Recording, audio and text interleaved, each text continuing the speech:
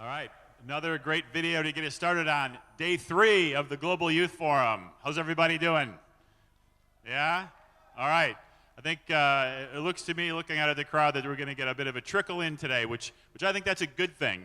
That means people are out there making connections, making friends, having fun, and that's what it's all about. We're talking about serious issues, the development agenda going forward, youth involvement, but the important thing is making connections, making networks, and a truly global network, which is what we have here. So we know the room will fill up, and so we're going to go ahead and get started here. Again, of course, let's thank Mikey Moran. Where's Mikey's already left his spot up here for getting the morning going, keeping it lively. Of course, Tribal Brands. I mean, once again, they shoot a video, edit it, put it together, and get it produced, and it's ready the next morning. You know, less than really 12 hours later, they put that excellent video together where we can all see you guys all in action. I'd also like to thank, again, the government of Indonesia and our hosts here in Bali. I mean, it's been pretty incredible, the welcome that we've had here and how good they've all made us feel. So let's give it up a little bit for our hosts from Indonesia. One quick announcement. Alexandra, where's Alexandra? You just stand up, please. Alexandra has lost her camera, so she's here right in the middle in the beautiful pink and blue top there. So if anybody's found a camera in the last couple of days and knows it's not theirs, please return it to Alexandra, because she would love to have her photos from the Global Youth Forum to take back to her home in Haiti, Pétionville. Okay, we're going to get started a little bit like we did yesterday. I'd like to invite a couple of delegates to come up and join me and talk a little bit about how they're doing. So Christina and Richard, please.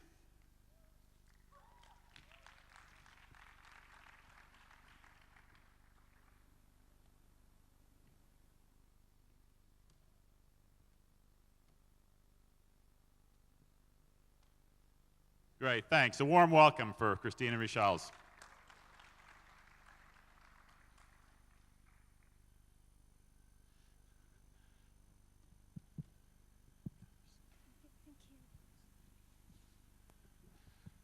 All right, really, I want to start off, just ask the two of you, tell us a little bit about yourselves, where you're from, how'd you end up getting involved with the Global Youth Forum, what you do back in your home. So Christina, tell us a little about yourself.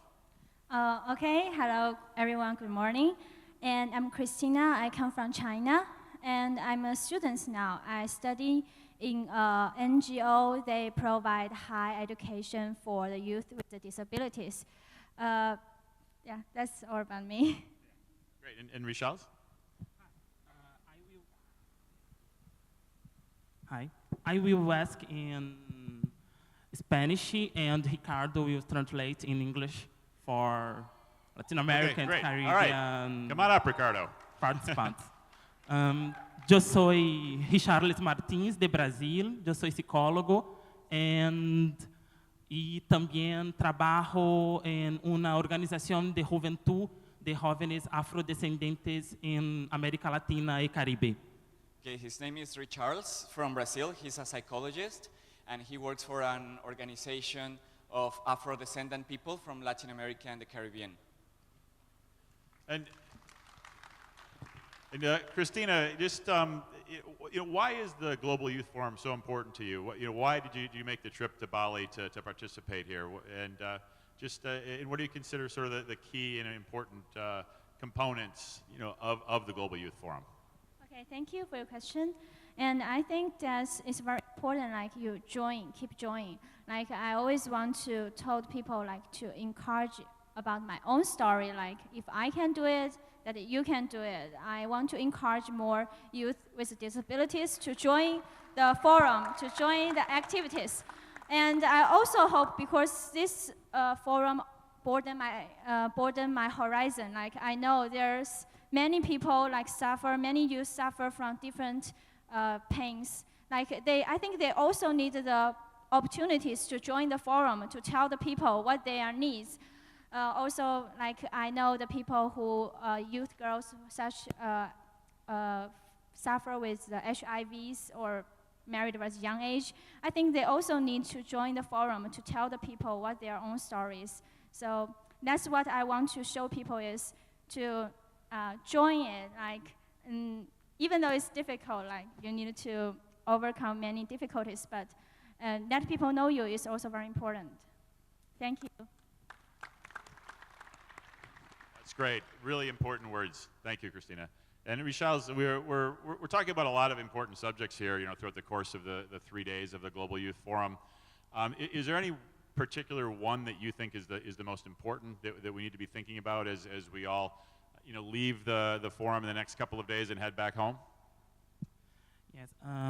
Yo creo que lo punto más importante de lo Global Youth Forum es garantizar la participación de las más diferentes juventudes en lo proceso de construcción de las agendas y de las políticas públicas. I believe the most important issue for this forum is to guarantee the participation of all the different groups of young people in the building up to the new agendas and the new themes of the of policy and programming. Y también yo creo que una de las acciones que nosotros tenemos como los puntos más importantes acá es garantizar que todas las juventudes, desde las juventudes indígenas como las juventudes afrodescendentes, de las personas con discapacidad, de los jóvenes con otras orientaciones sexuales e identidade de género, también estén presentes en todos los puntos de las recomendaciones y de las acciones de trabajo del foro. And he thinks one of the most important things is that to recognize these different groups of young people, including indigenous, Afro-descendants, people with disabilities, people with diverse sexual orientation and gender identities, to ensure that everybody is included in the different parts of this forum and in the recommendations of the forum. Gracias. All right, Thank you. Great. Those are great words from both Christina and Richelle. Thank you very much, and thank you, Ricardo, for helping us out here. It's great.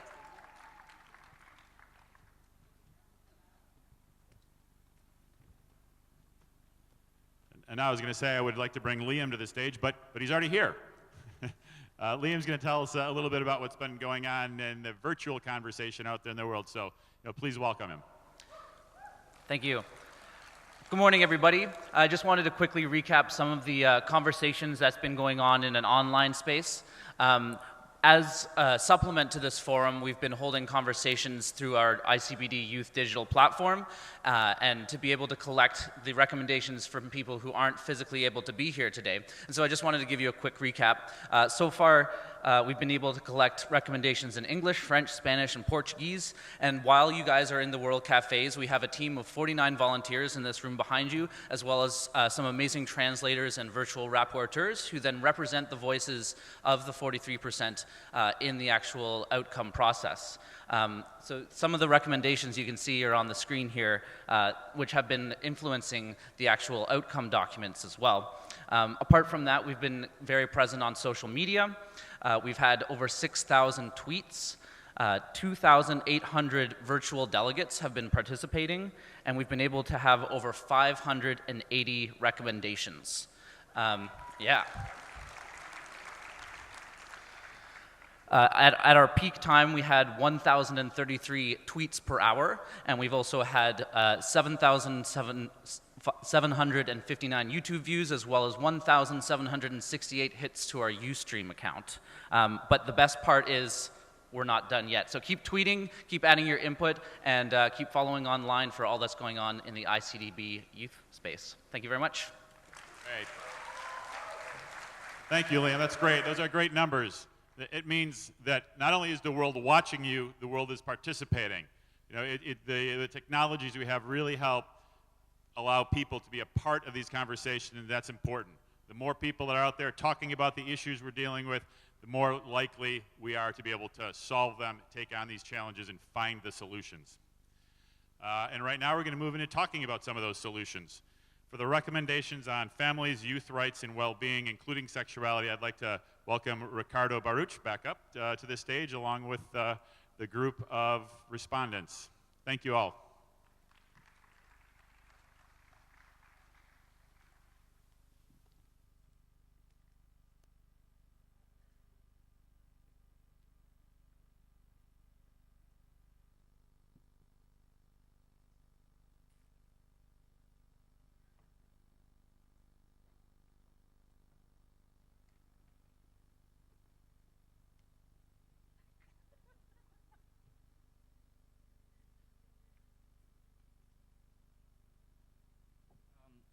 Hello, good morning everyone. How are you? How's the energy in the room? Oh, come on, how's the energy in the room? Okay, good. So before we actually start talking about the recommendations, I would like to ask Rishita, who is the co-chair of the Outcomes Task Force of the Steering Committee, to explain a little bit about the process that Sammy explained some of these things yesterday, but just so we all remember how we all come to these specific recommendations that we are presenting in the different plenaries. Thanks. So I'm just filling in for Sammy today, this morning. I think he's exhausted after we spent 7 hours working on these recommendations. It was, as Sammy explained yesterday, what happens is the recommendations from the World Cafe sessions come into the outcomes room, and the rapporteurs for the 14 World Cafe sessions, plus a virtual moderator, is in the room. We work on the recommendations that come out of the World Cafe sessions and the recommendations that come out of the virtual space. We work together to consolidate them, make sure that we capture the spirit of what you mean, as well as much as possible, use the exact wording. So we spend hours poring over your cards and the little words that you've used to make sure that it fits exactly where it should fit. So that took us a while, but we pushed through, and now I think we have a great set of recommendations for you to look at. Thank you, Rishita. Well, now I'm going to invite Stefan to share with everyone the recommendations that came up from the fourth team. Good morning, everyone. We will start with the recommendations. Number 1, financing and accountability. Governments should make a political and financial commitment to ensure that sexual and reproductive health and rights policies and programs are prioritized for budgetary allocation and are equally accessible for all young people. Governments must be transparent in the implementation of these policies and programs on sexual and reproductive health and rights.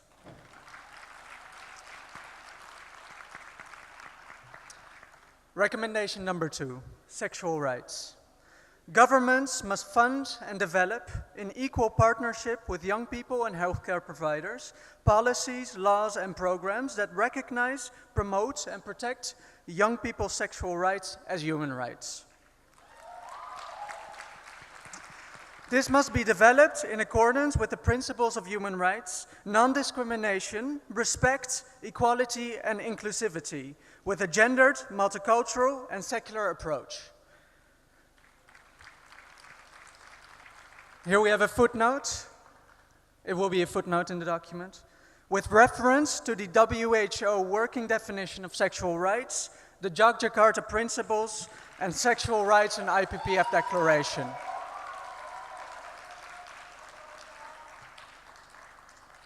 Governments, together with other stakeholders, should guarantee an environment free from all forms of harmful traditional practices and psychological, physical, and sexual violence, including gender-based violence, violence against women, bullying in the home, school, workplace, and community, sexual coercion, and female genital mutilation, amongst others. Support must be provided for victims of violence, including free counseling services and legal redress. Cultural and religious barriers, such as parental and spousal consent and early and forced marriages, should never prevent access to family planning, safe and legal abortion, and other reproductive health services. Recognizing that young people have autonomy over their own bodies, pleasures, and desires.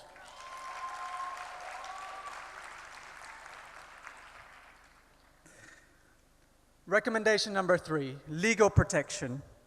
Governments must ensure that international and national laws, regulations, and policies remove obstacles and barriers, including requirements for parental and spousal notification and consent and age of consent for sexual and reproductive services that infringe on the sexual and reproductive health and rights of adolescents and youth.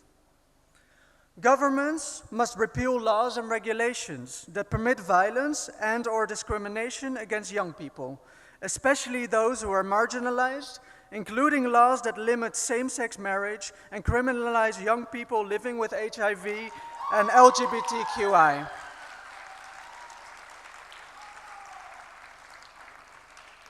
Governments should, with multi-stakeholder involvement, promote and implement laws, policies, and programs that eliminate harmful practices, such as early forced marriage, rape, sexual and gender-based violence, female genital mutilation, honor killings, and all other forms of violence against adolescent girls and young women. Governments should decriminalize abortion and create and implement policies and programs that ensure young women have access to safe and legal abortion, pre- and post-abortion services, without mandatory waiting periods, requirements for parental and spousal notification and/or consent or age of consent. The fourth recommendation: sexual and reproductive health services and comprehensive sexuality education. Governments should ensure that every young person, including LGBTQI young people, have equal access to the full range of evidence and right-based, youth-friendly sexual and reproductive health services and comprehensive sexuality education that is respectful of young people's rights to informed consent. Services should be confidential, accessible, and include a full range of safe, effective, affordable methods of modern contraception and family planning services and commodities, including pre- and postnatal care, amongst others. Comprehensive sexuality education should be developed in partnership with young people and include information on sexual orientation and gender identities that is free of religious intolerance.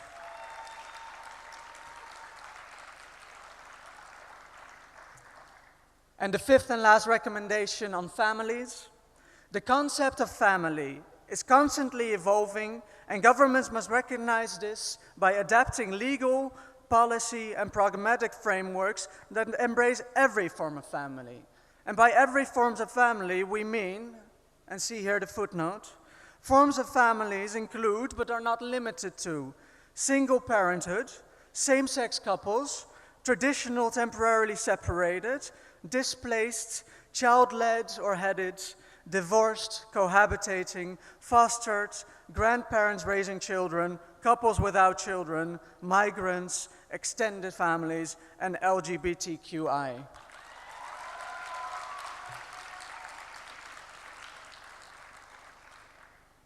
And government should ensure the right of everyone to form a family, regardless of sexual orientation and gender identity. I thank you.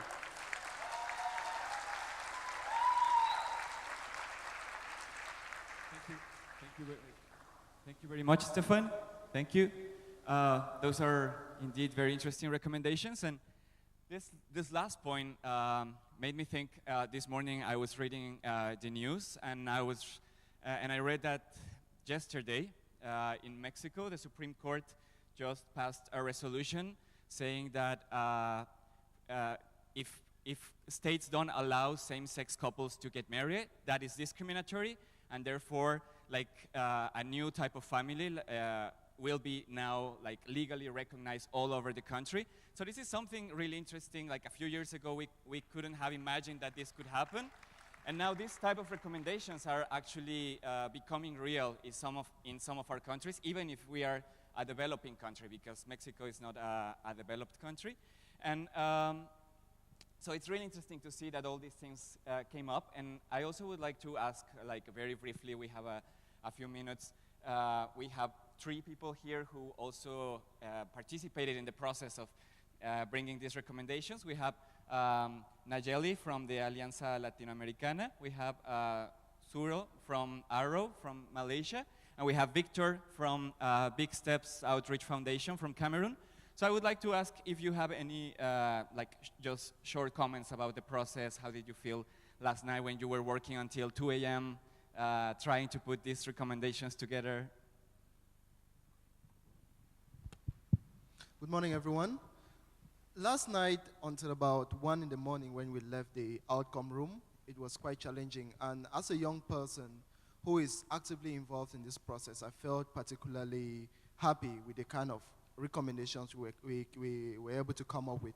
Now with 15 world cafes and having rapporteurs who could sit there to come up with this and giving out something that every point that was read out, we heard cheering from the room, really meant that this speaks the minds of young people, not just the young people here, but young people from across the world. And personally, as a young person who is actively involved in a process with an organization that I founded, I think if these recommendations are put in place and are implemented as such, then the ICPD was worth something that people should travel from around the world to come to. So it's really, really an important process, and I'm happy to be here today. Thank you, Victor. Sura, you want to comment on something? You okay? Nayeli? Voy a hablar en español, Ricardo, espero que me puedas ayudar a traducir. Fue muy cansado estar hasta las 2 de la mañana, pero es muy emocionante poder ver al menos que los derechos sexuales están presentes en este foro, pero además están presentes como una reivindicación de los derechos humanos y que garantizan la autonomía de los jóvenes. Okay, it was a very exhausting process to be here until 2 a.m., but I'm really happy that sexual and reproductive rights are there, and as a reivindication of human rights in general, and also the fact it's great to see that there's recognition of the autonomy of young people. Y una cosa que es muy importante resaltar, que para las mujeres jóvenes el hecho de tener una garantía de que los estados, o más bien pedir que los estados garanticen el aborto legal y seguro, es una prioridad y una urgencia que no podemos dejar a un lado, porque hay mujeres que están encarceladas por esa situación.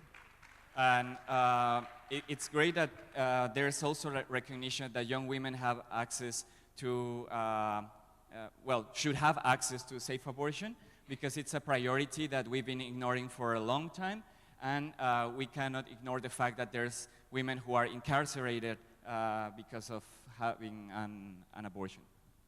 Thank you. Gracias. Okay. Sura?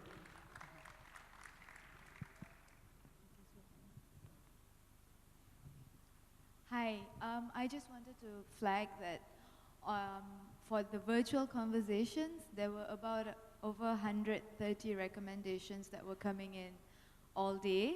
And that was really wonderful to see, because we know that not everybody could be here today with us, but seeing their recommendations and how passionate everyone was, it really just reaffirms what we're doing here today. Great. Well, thank you very much all for your comments, and I think it's time for the next plenary. So also I want to ask you all to give a big round of applause for all the team of facilitators, rapporteurs who have been working really hard every night to make this possible.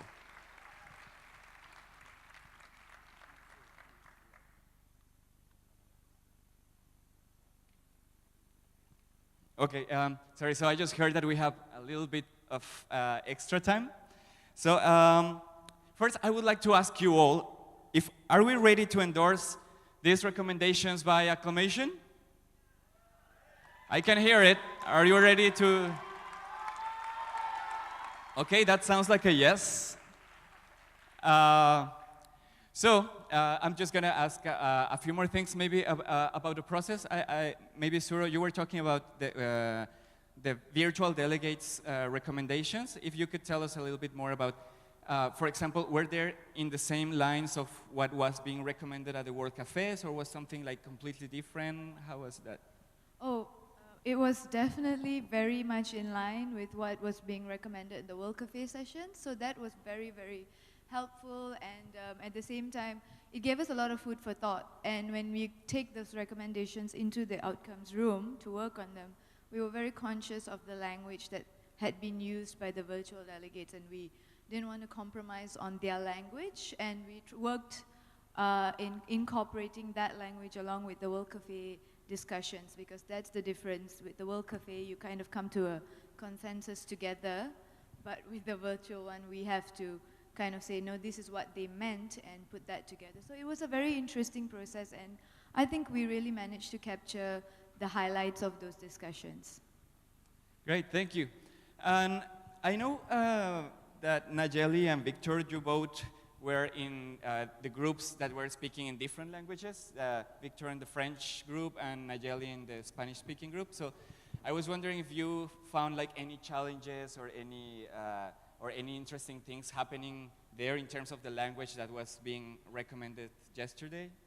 Yeah, we had quite a couple of challenges, but which we were able to overcome because at some point we realized that the French group was very regional, so to speak, because most of these people were coming from Africa, and we were kind of scared that maybe the recommendations coming from this particular group was going to be regional, kind of. But then I was very, very happy that by the time we compared the outcomes that that came out of this group, they very much resembled those that came from other parts of the world. So it was an easy process. And then another other advantage was that most of the facilitators and the rapporteurs are bilingual. I am bilingual, so it really facilitated the process for us. So it was okay. Great, thanks, Victor. Would you like to comment on that, Nayeli? Yes. Igual en el grupo en español el reto fue lograr salir de lo regional y hacerlo un poco más complementario. Creo que el gran reto que apareció en las recomendaciones era la implementación de los derechos sexuales y reproductivos en nuestros países. Okay. Yeah, the same. It was like really challenging to ensure that the recommendations were not just like from the region, and it was interesting to see how most of the recommendations that came up were related to implementing sexual and reproductive rights. Y no solo la implementación de los derechos sexuales, sino la importancia de la participación de los propios jóvenes, de nuestra participación en el monitoreo y seguimiento a los gobiernos para que esta aplicación o esta implementación pueda darse de manera efectiva. Yeah, and not just about the implementation, but also about how monitoring, the participation of young people in the monitoring and evaluation of this implementation is taking place in the issues of sexual and reproductive health and rights. Y el reto ahí era empoderar a los jóvenes, o empoderarnos como jóvenes para asumir que los derechos sexuales son parte de nuestros derechos y que tenemos que exigirlos de manera fuerte y contundente. Yeah. And the main challenge that was recognized in this group was the fact that young people must be empowered to demand the recognition of the sexual of our sexual and reproductive rights. Okay, thank you all. So I think it's time for the next plenary. So unfortunately, we have time for questions? Good. Can we get a microphone here, please?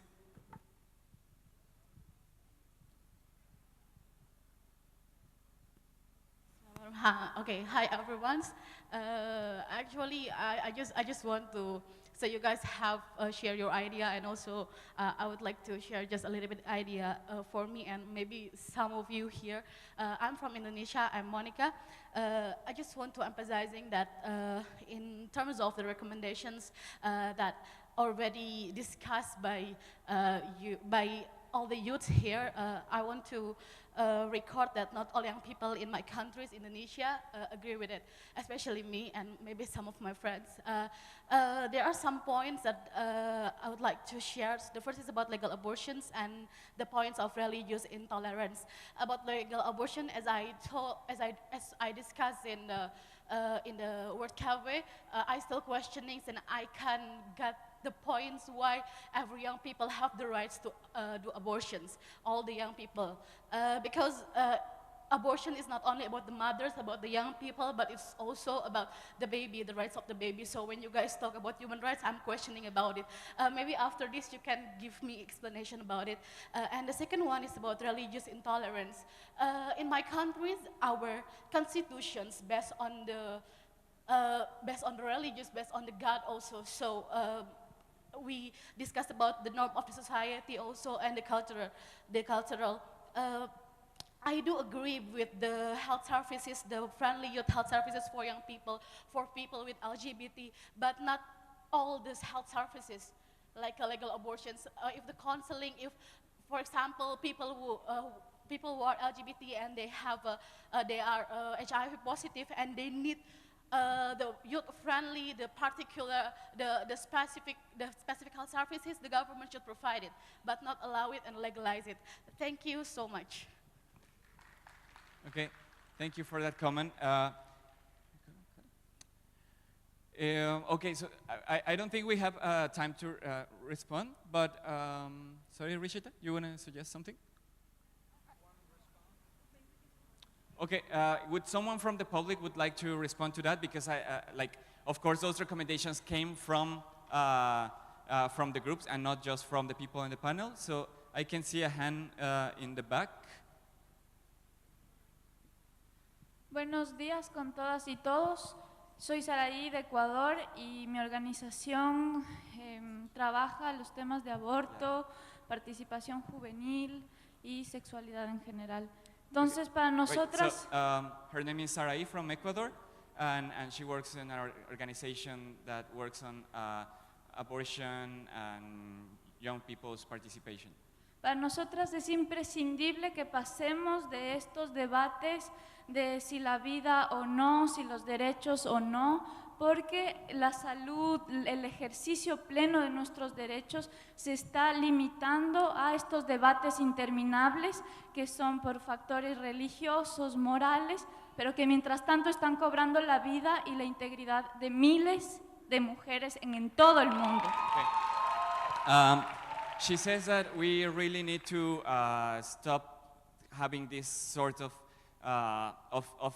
unending discussions because while we're having these debates based on religious intolerance, there are a lot of young women who are dying around the world, and we need to the main point that we should take into consideration is the rights perspective. Hello? Oh, thank you. Okay, so I'm really sorry we don't have any more time for that. I think we should we need to continue with the program because tonight we know it's the very last night. Okay, so I'll take just one very last comment over here, please. Oke, selamat. Saya berbicara dalam bahasa Indonesia, nanti teman saya akan mentranslatekan. Jadi saya ingin menjelaskan juga bahwa di UU Indonesia sendiri pada UU 2009 tahun 2004 itu dijelaskan bahwa setiap aborsi itu diperbolehkan untuk kasus-kasus tertentu. Jadi itu tidak dimarginalisasikan bahwa boleh atau tidak boleh, tapi untuk kasus-kasus tertentu yang mungkin bisa dipertimbangkan oleh tenaga kesehatan mengenai hal-hal yang bisa terjadi di depannya. Okay, I'd like to translate. So she basically saying that in the Indonesian law on health, there is a clause on abortions, and to some extent abortion is allowed under some circumstances, so young women also can claim that rights to seek the safe abortion services.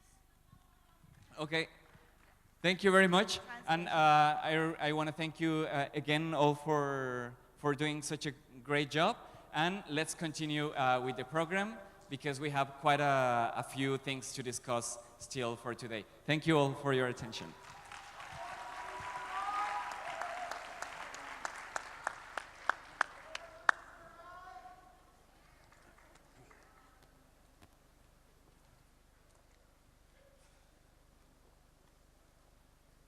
All right, we're going to get ready to move into our next session, our next plenary. But I ask everyone to maybe indulge me for a quick couple of minutes while I tell a brief story. I think everybody knows that as we look to the new post-2015 development agenda, there are a lot of different forums going on, a lot of different inputs that are going to be made to that post-2015 development agenda. You know, groups are meeting, there's a high-level panel that the Secretary General has appointed, there's an intergovernmental process that's going to be working on that, on the Sustainable Development Goals. So there's a lot of stuff going on. One of the things that's going on is the Sustainable Development Solutions Network. It's being led by the sort of world-renowned economist and development expert Jeff Sachs at Columbia University in New York. And I had the good fortune last week to sit in on the first session of the leadership committee for that Sustainable Development Solutions Network. And I also have the good fortune to work to truly one of the visionaries in the media world, and that's Ted Turner. Ted Turner is the chairman and the founder of the United Nations Foundation where I work. And you know, Ted has been working on the development issues and climate issues and you know, just all kinds of things to make the world a better place since he, you know, during and since he left CNN. And that's, for those of you who may not recognize the name of Ted Turner, he's the guy who started CNN and really started this global media network to cover news and provide information. So that was really the first part of this, you know, this sort of virtual global conversation was having, was getting information out to the world 24 hours a day. So, as I said, I feel really fortunate to work for Ted. But anyway, in the course of this global solutions, the Sustainable Development Solutions Network meeting, there were about 60 of probably the smartest people in the world sitting around the table talking about what the next development agenda should look like and talking about what kind of solutions there are, since it is a solutions network, as to move forward, not just to get documents, but to get action, so that we can actually have action moving forward on that agenda. And so Ted didn't say much through the course of the first day. And at the end of the meeting, he put his hand up to intervene, and everyone was looking very much forward to what he had to say. And I was too, as I sat next to him and thought, you know, I'm really, really excited to hear what Ted has to say. And he said something that I think is really important. He said, this has been an incredible conversation we've had today. You guys have great ideas, great thoughts, and we're going to get this done. We are going to get stuff done. And he said, you know what else we're going to do while we're getting that stuff done? We're going to have fun, because these are challenges that we're going to take on and tackle, and we're going to make a difference. But we can't do it unless we enjoy what we're doing and have fun doing it. And I said, you know, that's really great. That's exactly right on, because unless you care about what you're doing and enjoy what you're doing, it's going to be tough to be effective. And so I thought, man, I'm really lucky to be working for this guy that recognizes that having fun matters as you take on challenges. And I think I'll be able to report back that here at the Global Youth Forum, all of you are having fun. You know, I've seen you at the dinners, I've seen you at the different activities, and it's been really great to see you. So give yourselves a big round of applause for doing what Ted thought we all should do.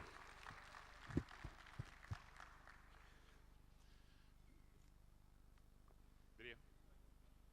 Okay, and we're going to get started with the next panel momentarily, but first we're going to give everyone an opportunity to see what they've been doing for the last couple of days by rolling the video again.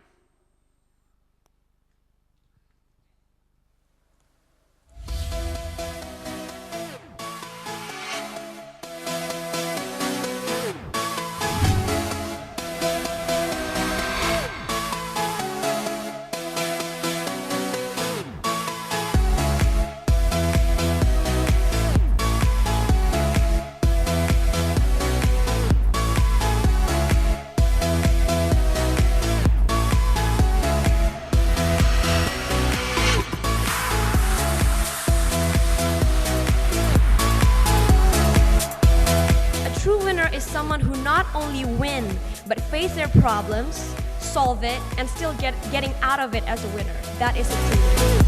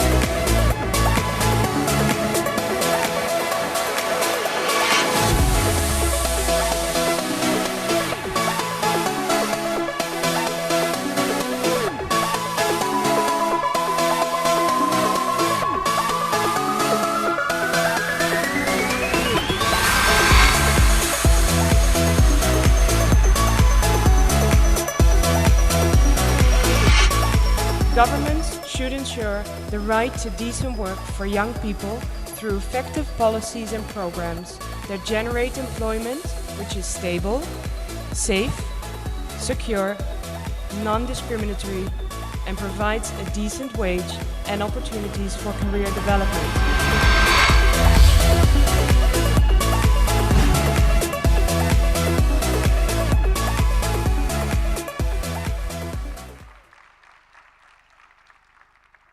I think that's all the evidence I need right there to demonstrate that you're all taking on the biggest challenges in the world and having fun doing it. So, great stuff. Okay, now we're going to roll with the Plenary 5, Leadership and Meaningful Youth Participation. And I'd like to welcome our moderator, Rachel Arini Judhistari, to the stage with her crew. And Rachel started her activism when she was 15 years old as a peer educator at the Indonesian Red Cross. She then became the Secretary General of the Independent Youth Alliance, and since 2010, Rachel has been with the Asian Pacific Research and Resource Center for Women and is responsible for coordinating sexual and reproductive rights in 7 countries across Southeast Asia. And joining her on the panel are Sujala Pant from UNDP, Gulam Isakzai from UN Volunteers, Rodrigo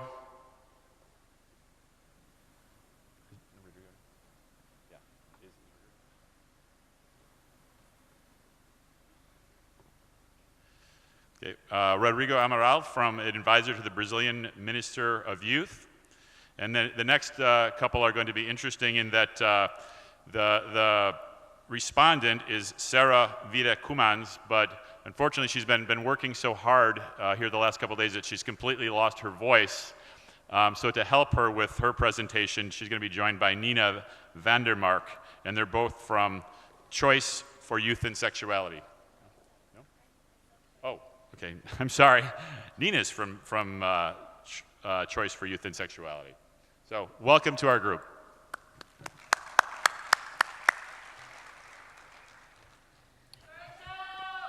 Wow, thank you. Yeah, this is the last thematic stations that we have on youth leaderships and meaningful participations. I bet this is going to be a really boring themes. What do you think? Okay, so if you think that this is not a boring theme, maybe we can really be active during the discussions, and we will show the world that we are really youth leaders. Can we? So I'd like to introduce my 4 speakers that will talk about what is youth leaderships, how the decision-making process can be taken up into an empowering role of young people, etc. So I'd like to give the floor to Sujala Pant and Gulam M. Isakzai from UNV and UNDP to present the paper. But prior to that, I'd like to share with you about who is Ms. Sujala Pant. So Ms. Sujala Pant is a national of Nepal and has been working with UNDP for the last 4 years. She works on the area of democratic governance and the focal point of Youth for UNDP in Asia Pacific region in Bangkok. Meanwhile, Mr. Gulam Isakzai is Afghanistan with 17 years old of work experiences in humanitarian development and post-conflict recovery with international NGOs and the UN system.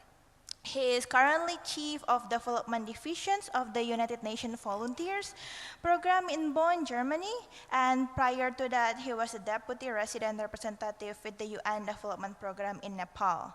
So I'd like to give the floor to Ms. Sujala and Mr. Gulam, and it's going to be a sharp 8 minutes so that we can ensure everyone can ask questions. Thanks.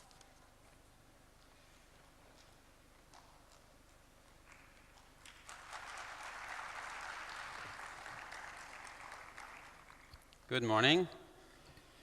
I wish I was 17 years old, so I was at one point, but now I'm not. This is going to be a joint presentation where I'll focus on some of the key concepts and messages and then my colleague Sujala from UNDP will discuss more the recommendations and way forward. But before I start, I wanted to first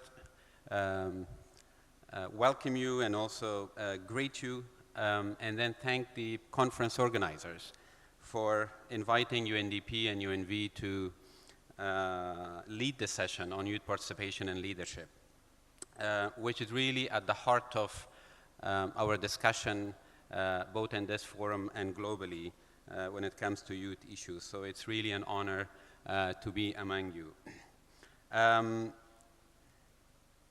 Secondly, let me emphasize that we have prepared a paper, but I would like you to use that as a background paper, because the issues in front of us are so vast and there are divergent views. Therefore, it will be difficult to do justice to the topic just through this paper that has been prepared. Before I start my presentation or statement, I would like to ask all of you to stand up if you have ever in your lifetime engaged in activities out of your free will for non-monetary purposes and for the benefit of communities. Please stand up. I'm sure all of you have done it. Thank you. Well, that's all of you. Please sit down. What you've just experienced or demonstrated is really an act of participation in civic engagement, which is action freely taken by people or individual on collective basis or individual basis to identify or address issues of public concern. It can take many forms and can be expressed in in many ways, such as community service, volunteerism, media, such as blogging, tweeting, or SMS, and participation in decision-making. Then what is meaningful participation? Meaningful participation is decision by young people that involves meaning control in a sense of belonging and connectedness. That is where you have the ownership and you have the control of decisions that affect your lives. Now, having gone through these conceptual issues, let me go to some of the findings of the paper. And here, as much as we would like to focus on challenges, I would like to start with the progress we've made in this area, because we do not have to always see the glass half empty. We have to see the glass half full, because we have had, in the past several decades, enormous progress in the area of youth engagement and youth development. And if we look at the issue of environment and gender, 20 years ago, we would not have been where we are today. So it is through these activism and such forums that we can bring these matters to the attention of policymakers. So we need to build on these momentums and also consolidate the gains we've made in the past. Like, as you just stood, like you, millions of people around the world are actively engaged today and play prominent roles in intergovernmental processes and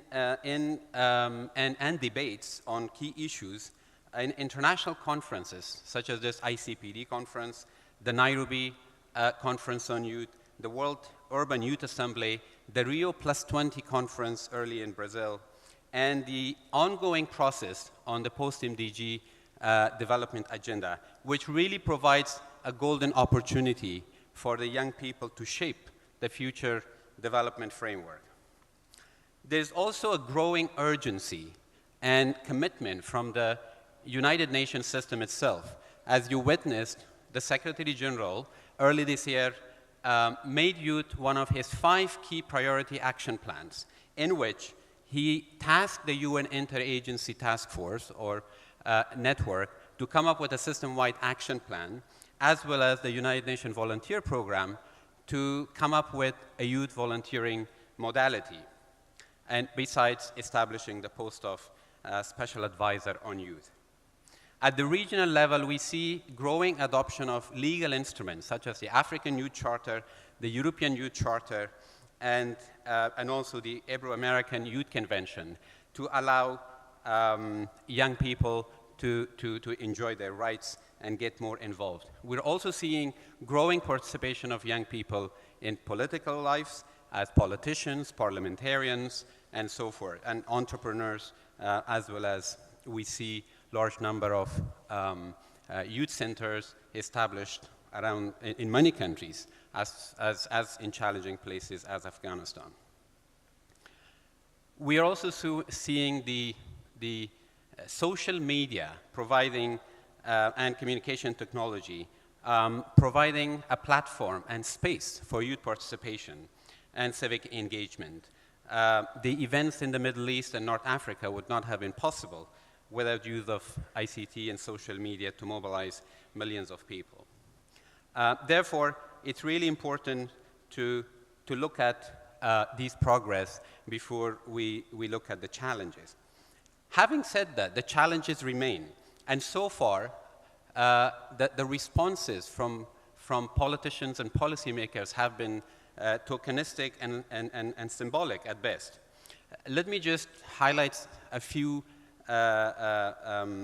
findings from a survey that was conducted by the Youth Interagency Network, where they surveyed 13,000 young people and youth organizations in 186 countries.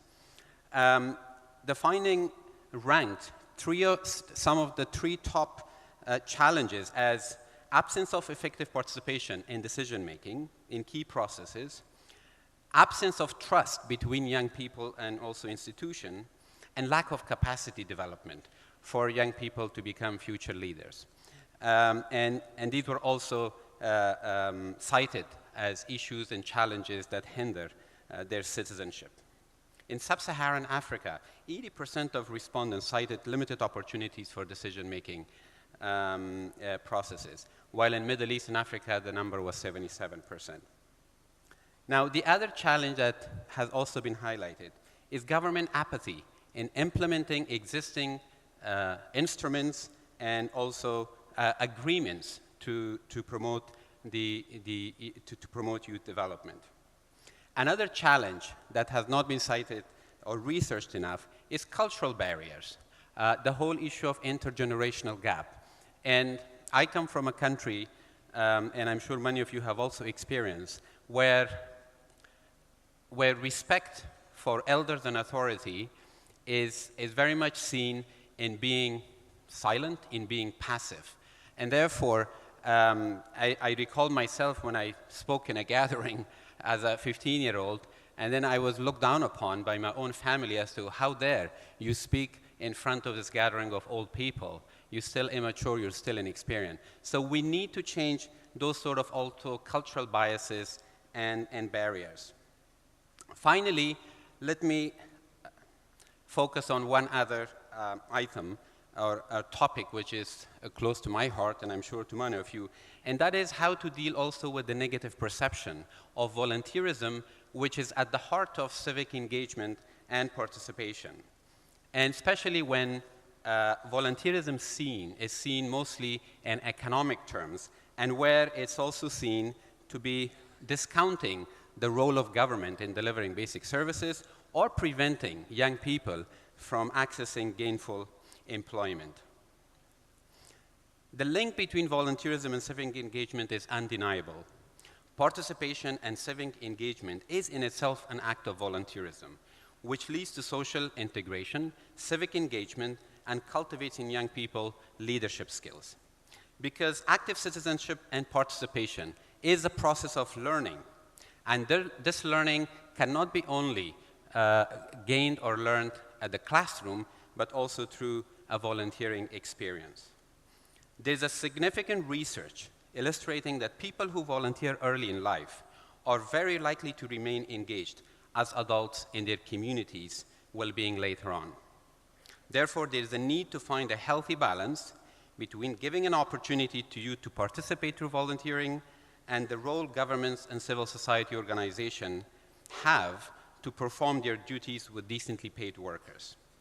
Now I'll hand over to my colleagues to focus on the recommendation. Thank you very much.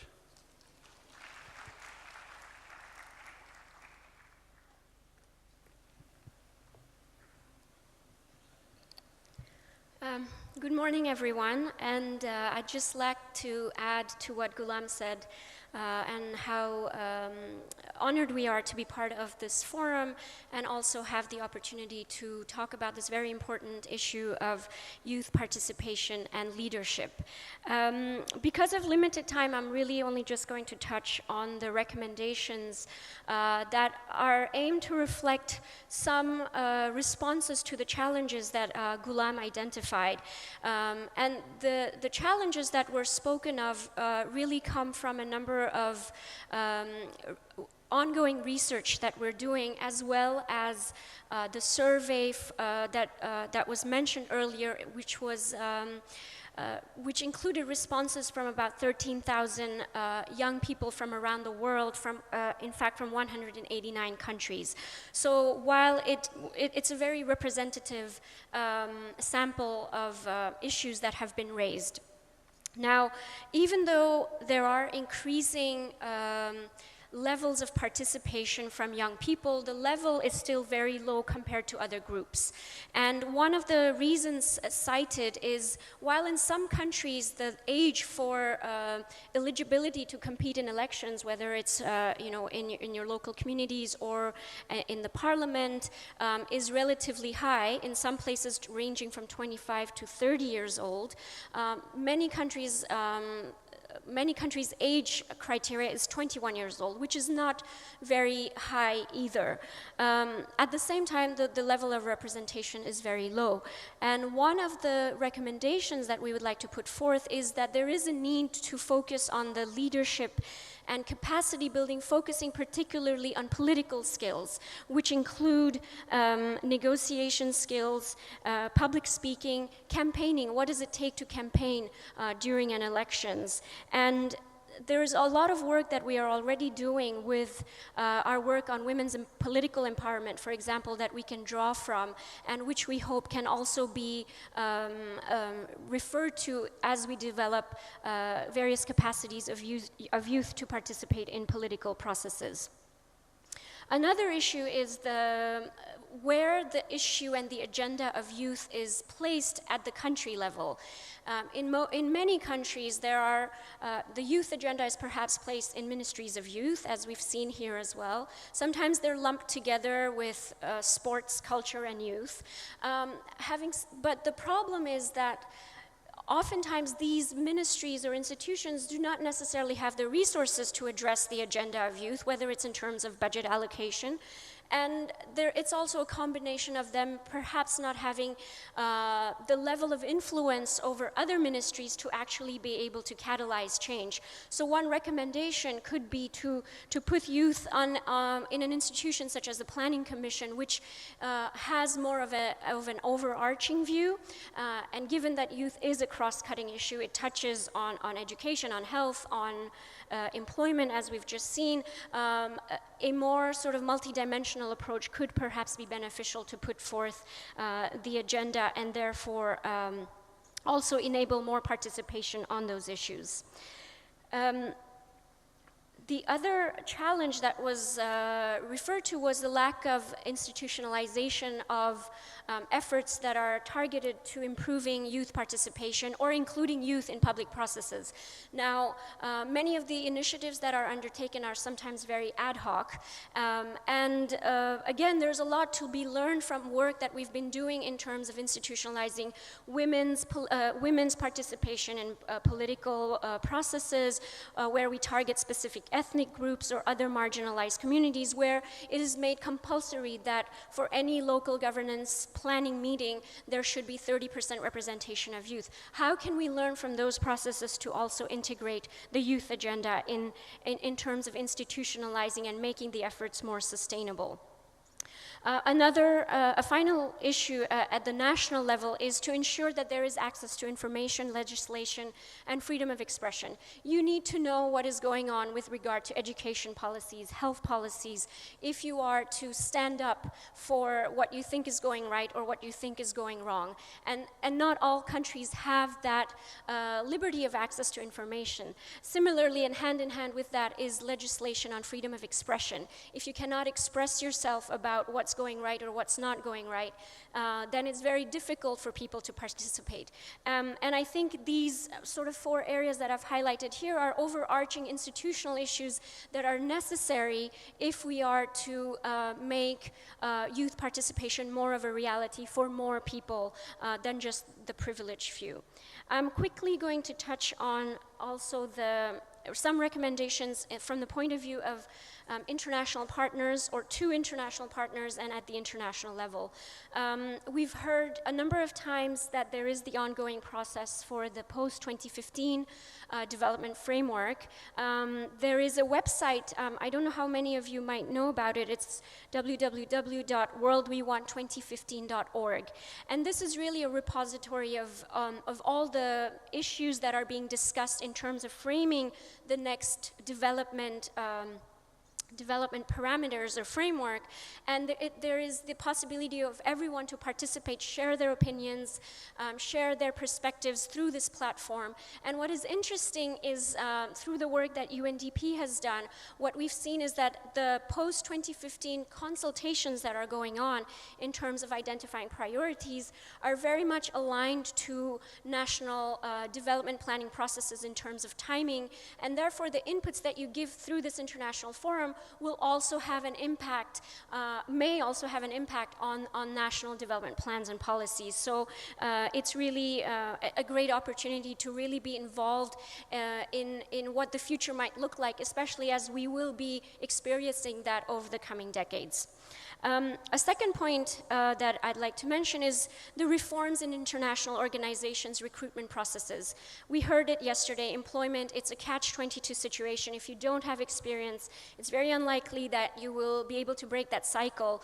And I think there is a responsibility for international organizations that promote human rights, that promotes the rights of everyone to have a decent opportunity to also walk the talk and ensure that recruitment policies are targeted at bringing on board people who are not as privileged as many of us here are. It's also about on-the-job learning and training where people with the capacity to develop are brought on board and not necessarily the ones who have the right background or the right university degree. There are also already some ongoing work on internship policies that will change to try to encourage more people to apply for internships through the provision of a stipend, which would make people who are perhaps not as economically well off to also be able to profit from the opportunities that are present. Another area is providing an enabling environment for intergenerational dialogues. I think this forum is actually a great example of that, where we're bringing young people, government representatives, civil society, people from very different backgrounds together in a forum to dialogue, to discuss in an open manner. And one of the strengths of the UN system as a whole is this convening power, and I think that should be used much more in terms of bringing different voices together. And finally, as Ghulam mentioned, this is very high on the UN agenda in terms of making sure that young people are participating in various processes, that youth is a priority stakeholder. It's not just a beneficiary, but is a stakeholder and a partner in development processes. And that is already in the process through the establishment of this system-wide action plan, which you can find more information on as well. And finally, while institutions, international organizations, governments are all important, but at the end of the day, the onus is also on each and every one of us to make use of these opportunities. If, write to newspapers, get on the radio, make your voices heard. Those are all things that we can do, which is in our power to do if we really want to see some changes happen. So I'd just like to end there. Thank you very much.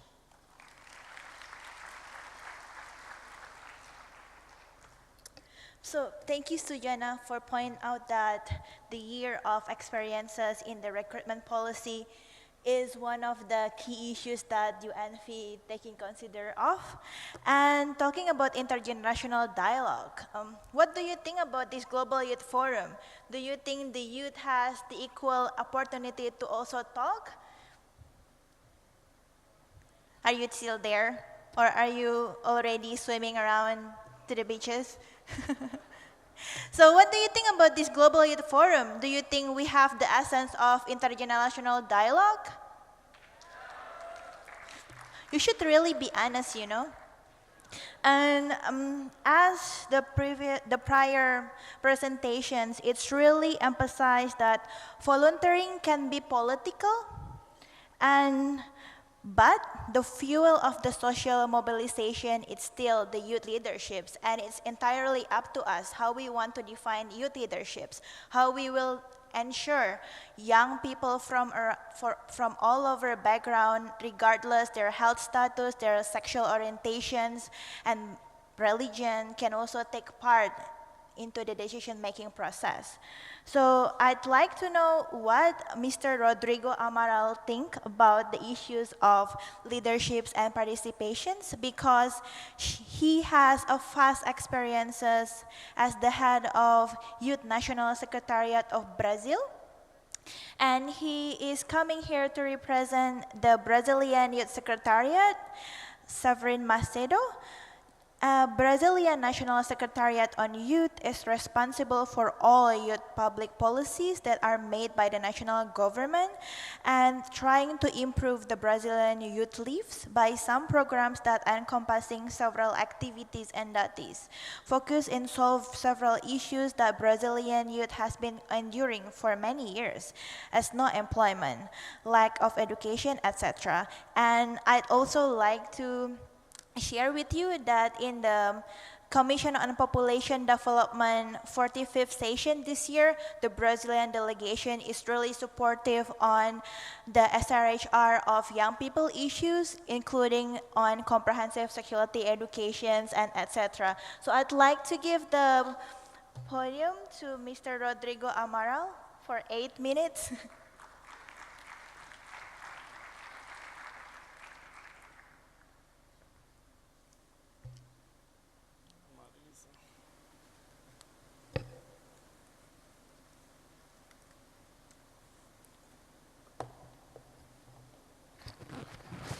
Bom dia. Como vou falar em português, a Marisa vai me ajudar aqui na tradução.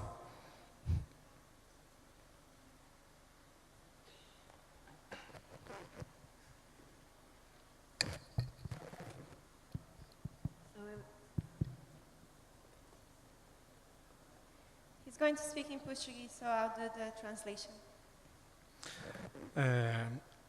A gente gostaria de compartilhar a experiência, a pequena experiência de participação social existente no Brasil. I would like to share the youth participation from Brazil.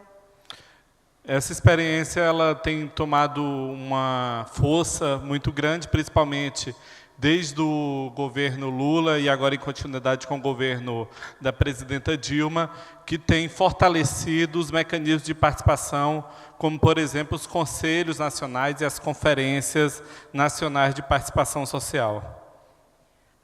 The strength of youth participation the youth participation has gained strength since the government of Lula, but also going with Dilma, the current president, and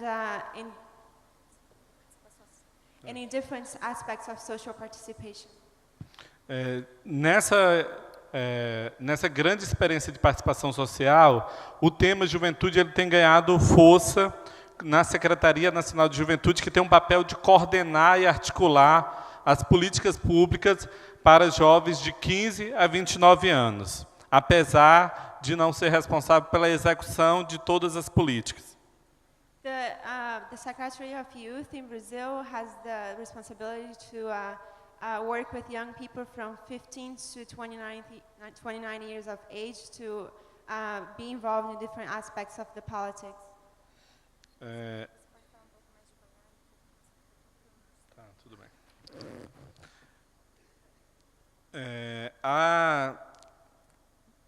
Já tivemos, desde a criação da Secretaria Nacional de Juventude, que foi criada em 2005, 2 conferências nacionais de juventude. Since the creation of the National Secretary of Youth, we have had 2 conferences, one in 2010. Essas conferências tiveram a participação de em torno de 500 mil jovens no país, seja nas etapas municipais, estaduais ou na etapa nacional, também com consultas a povos e comunidades tradicionais. So these conferences had the participation of about 500,000 young people at different levels, at the community, municipal and national levels. E apesar da diversidade de participação dos jovens brasileiros na conferência, nós tivemos como a primeira prioridade da conferência o tema da juventude negra no país. These conferences had the great diversity, and one of the first conferences had the priority of Afro-descendant youth in Brazil. E hoje o governo brasileiro, em resposta a essa prioridade apresentada pela conferência, criou um plano nacional de enfrentamento à violência contra jovens negros. And as one of the results of the conference, it's the creation of Plano Nacional de Enfrentamento à Violência contra Jovens Negros. The National Plan for Violence Against Youth of Afro-Descendants. Esse plano ele articula ações de 7 ministérios em torno de 25 programas e ações dos ministérios nos territórios mais violentos. Esse plano ele articula ações do governo de 7 ministérios nos territórios mais violentos, em torno de 25 programas. So this plan has 25 programs in 27 different communities, which are combined to develop and implement legislations to tackle these violences that young people from Afro-descendants face. As conferências têm se tornado um espaço importante de participação dos jovens não organizados em movimentos, ONGs, entidades. These plans, one of the important aspects of it, is because it includes non-organized youth from different aspects of the society. Um outro espaço de participação importante é o Conselho Nacional de Juventude, que é um espaço institucionalizado e permanente. The other aspects of the Brazil national policy is the National Youth Council. Esse conselho ele tem a participação de membros do governo e da sociedade civil. It's a permanent council with members representing government and civil society. Sendo que 2/3 dos representantes são da sociedade civil. 2/3 of the representations from civil society. Então nós temos entidades estudantis, entidades culturais, jovens indígenas, jovens mulheres, jovens negros. So we have representation from indigenous entities, young women, black young people. Além de ONGs e, por exemplo, 2 instituições que estão aqui representando o Conselho Nacional, que é a MCA e a União dos Escoteiros do Brasil, que os 2 conselheiros estão aí participando desse seminário. And here today we have 2 of the NGOs that are representing the council. O Conselho Nacional ele tem, de forma concreta, conseguido incidir nas políticas públicas no Brasil. The council has achieved or has strived to achieve incidence of youth participation in different parts of Brazil. Como, por exemplo, numa PEC, num projeto de emenda constitucional, que inclui o termo juventude na Constituição Federal. It includes an amendment to the Brazilian Constitution that includes the term youth. Hoje o Conselho tem lutado para a aprovação no Congresso Nacional do Estatuto Nacional de Juventude, que é um projeto de lei que prevê a garantia dos direitos do jovem no país. Luta pelo Estatuto Nacional, o Estatuto da Juventude, que garante para criar o Estatuto no Congresso Nacional. Now they are working to create the Institute of Adolescents and Youth in the Brazilian Congress. Esse estatuto ele é uma carta de direitos onde são garantidos direitos como trabalho decente, direitos à sexualidade, à orientação sexual, ao direito ao território, direito à sustentabilidade. The statute is fighting for the recognition of sexual rights, for the rights to work, the rights to organize. Um outro aspecto importante da tarefa do Conselho Nacional é o monitoramento das políticas públicas. Hoje o Conselho consegue incidir nas ações, seja do governo, da secretaria, e poder propor mudanças e adequações para as políticas públicas no governo federal. And one of the very important aspects of the statute in the council is to implement, monitor, and evaluation of the policies so that it can be taken back to the federal government. Um exemplo seria o ProJovem, que é um programa de inserção dos jovens, de volta aos jovens à escola, da inserção no ensino fundamental, da conclusão do ensino fundamental e da inclusão também da inserção no mundo do trabalho. One of the examples given is ProJovem, which is working at different levels in education and work to replicate those experiences. Esse programa passou por uma forte reformulação, onde o Conselho fez duas grandes mudanças significativas. Uma delas There's two significant examples from these changes that have occurred. Uma delas é devido à evasão das jovens que tinham filhos e muitas vezes saíam do programa porque não têm com quem deixar seus filhos.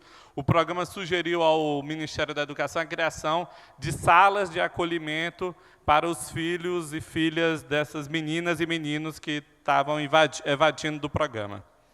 One of the programs is specifically for young parents who leave school because they don't have a place to leave their children. So they created a special program to take in those young parents.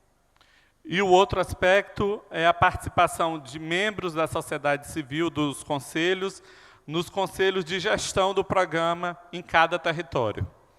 And the other aspect is the participation of members from different municipalities in representing their own territories. O que garante uma maior efetividade e acompanhamento de perto aos problemas vivenciados em cada território. To ensure that the problems and the challenges the youth are facing in different territories is fairly represented at the national level.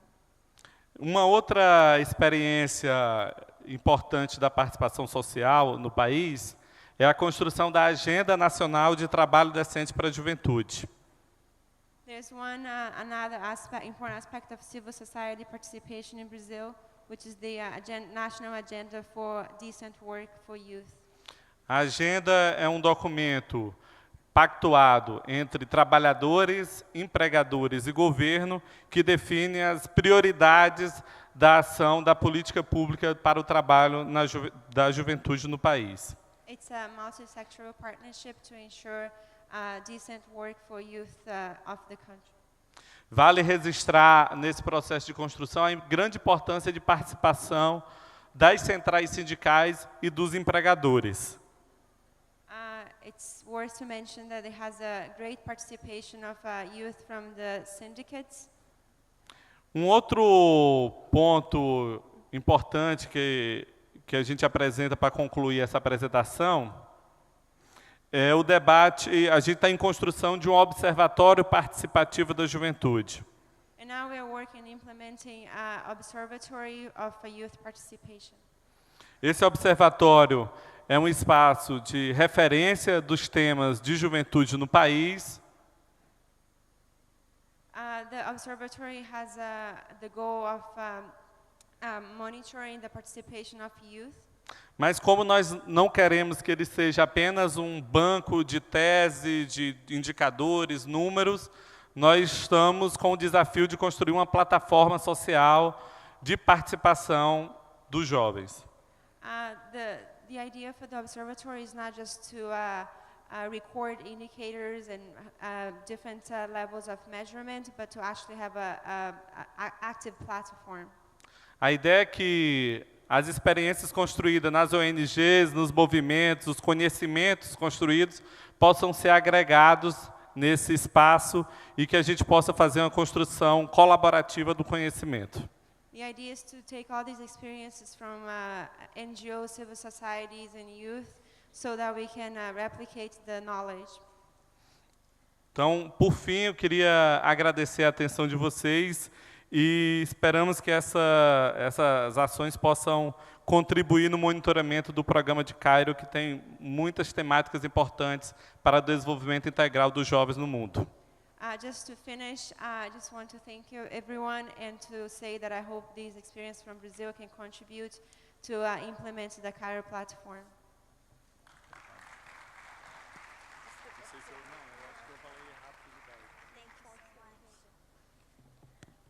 So, I bet everyone wants to be a Brazilian citizen now, because it's really a progressive, and then we can see that if young people can work with the government, there's a lot of changes that can be happen, such as having a policy on sexual rights and the inclusion of young women, young indigenous people, and African descendants with an integrated monitoring and evaluation processes, which is really awesome. And now, to translate what ICPD POA said about youth leaderships and participations, I'd like to introduce you to the only youth speaker in these sessions, Ms. Sarah Fida Kouman. Sarah is 23 years old from Netherlands and has been a youth advocate for sexual reproductive rights since she was 16 years old. So after menstruations, then become an advocate, which is a good way to do that.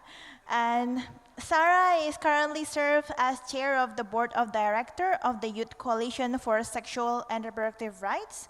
And currently she is studying in Institute of Social Studies in The Hague, when she is doing a master on social policy for development and specializing in children and youth studies.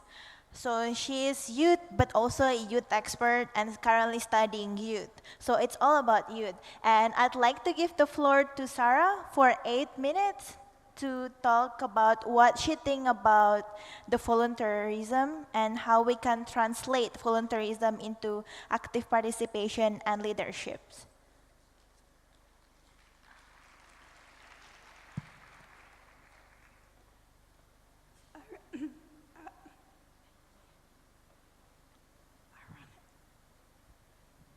Sarah would like to say that, ironically, she lost her voice. So I will just say what she wrote down just now. Ironically, I lost my voice yesterday, and I thank Nina for speaking on a topic that is very close to my heart. I hope I do her speech justice.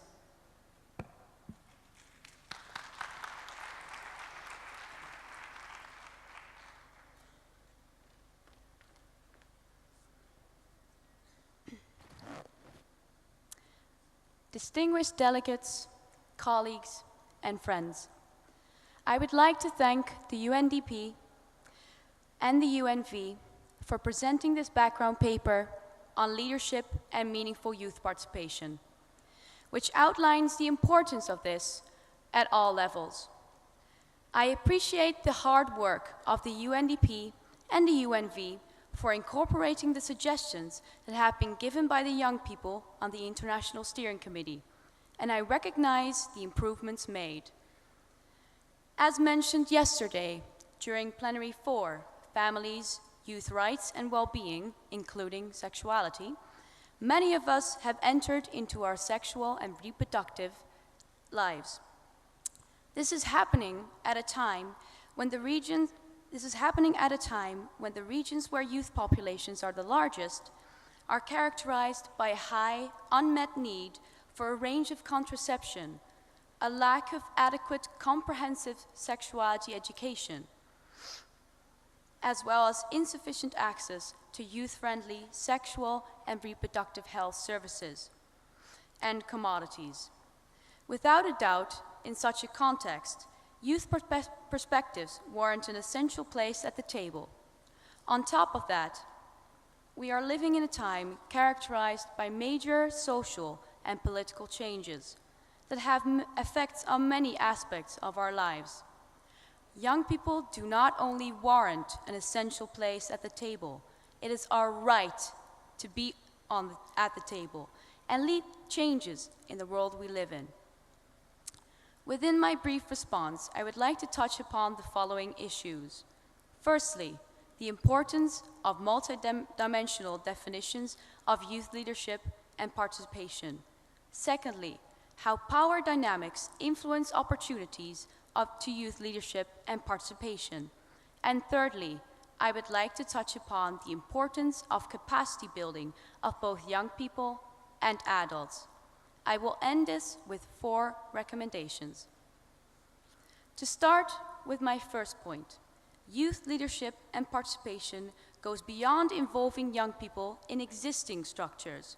It requires making structural and procedural changes to adapt to the needs and realities of young people.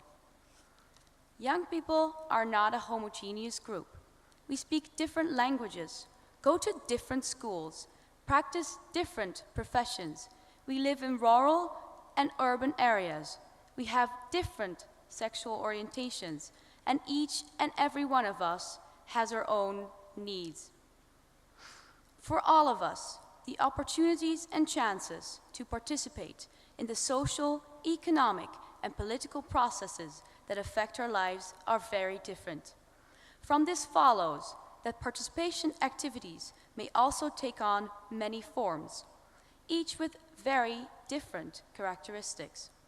It is challenging to make specific statements on what meaningful youth participation actually is. We cannot simply follow a single model. The method needs to be adapted according to the purpose and context.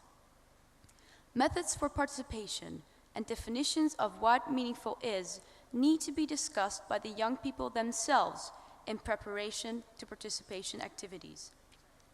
What is clear, though, is that we have to move away from tokenistic approaches towards an integration of young people as leaders and as equal partners on institutional levels, in all stages that include the design, development, implementation, and evaluation of development programs that impact their lives. Engaging young people in decision-making also means developing strategies for meaningful youth participation. In this context, it is essential that decision-makers ensure support for youth organizations, especially youth-led organizations, through funding and providing a conducive policy environment that helps develop and sustain youth organizations. Moving forward, it is essential that young people work in partnership with decision-makers to build structures, systems, policies, and programs that will secure our health and rights today and for generations to come. When discussing meaningful youth participation, we can differentiate between 2 aspects. The first one refers to the creation of safe spaces in which young people can engage and play leading roles. This refers to procedural changes, such as organizing meetings after school hours, reimbursing for all travel-related expenses, and providing them with full, accurate, and timely information to prepare for meetings. But it also refers to the different spaces in which the leadership, participation, and decision-making is taking place. This should include, but not be limited to, communities, schools, and political spaces. The second one refers more to the process of meaningful youth participation and how it can bring about change in a way that there is balance between the realities and needs of adults and those of young people. The latter is mainly affected by power dynamics within participation spaces and with capacity building of both young people and adults. Which brings me to my second and third point. I applaud the UNDP and the UNV for recognizing that young people face legal and institutional barriers to youth leadership and participation. As mentioned in the paper, youth-led organizations often face barriers to their legal establishment, which can limit funding opportunities. Yet, there is one important barrier that the paper does not touch upon: unequal power dynamics, which exists in every place and sphere. From the local to the international levels, it is a structural barrier that we cannot see and often do not even recognize. When I refer to the concept of unequal power dynamics, I define it as a possibility that different actors do not have the same opportunity to achieve the desired outcome and set the political agenda. This translates to an unequal level playing field. Power dynamics influence who has the capacity, who has the information, and who has the final say in a discussion. It is crucial to understand that those who create the spaces are more likely to have power within it. It is key to recognize that marginalized young people, such as young women and adolescent girls, young people living with HIV, with disabilities from different sexual orientations and gender identities, living in emergency situations, displaced, indigenous, and young sex workers who are facing even more barriers within these power structures. Power dynamics are not easily addressed. However, if a discussion were to be held to address the power dynamics in the room in a transparent manner, this would constitute the first step. Furthermore, power dynamics could be overcome by creating more spaces that are youth-led.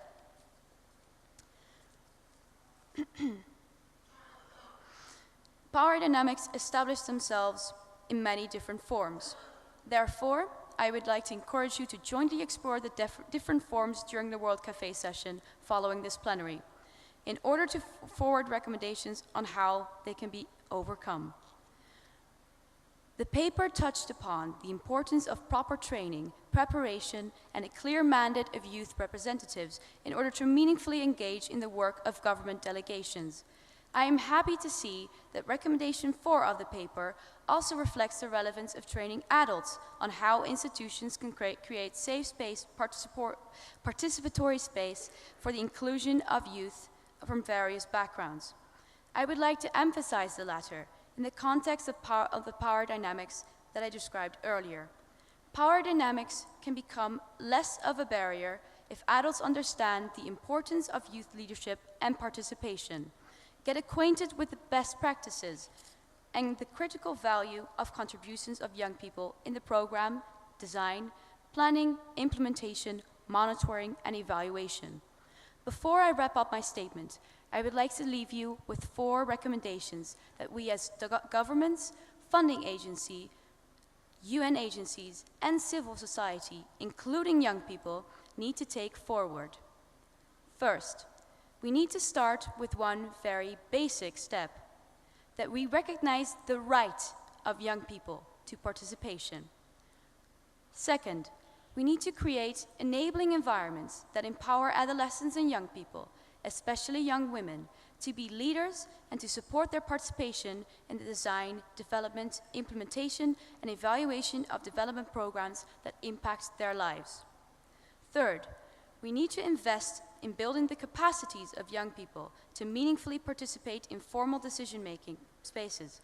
And we need to invest in building the capacities of adults on how they can support a safe participatory space for the inclusion of young people. Fourth, we need to invest financial and human resources into youth-led and youth-focused organizations and networks. This means supporting youth organizations through funding and providing conducive policy environments that help develop and sustain them. To conclude, ladies and gentlemen, today is the last day of the ICPD Global Youth Forum. It has been a unique opportunity to discuss issues that matter to young people with representatives from all over the world. However, let us ensure that this Global Youth Forum is not just a box that can now be checked. That is to say, yes, we have included young people in the ICPD review. We need to support the participation of young people, especially young women and girls and the most marginalized young people, to shape the post-2015 development agenda by giving ample space to participate in the ICPD and MDGs review at national, regional, and global level. We must be compelled to act so that young people will participate in all platforms, on all levels, within the ICPD review in a meaningful way. This includes the thematic forum on human rights in the Netherlands and the regional consultations next year. And let us discuss how we can overcome structural barriers, how small or large they may be, to create those spaces where youth leadership and participation becomes a reality. Thank you, and I look forward to discussions in the World Café session.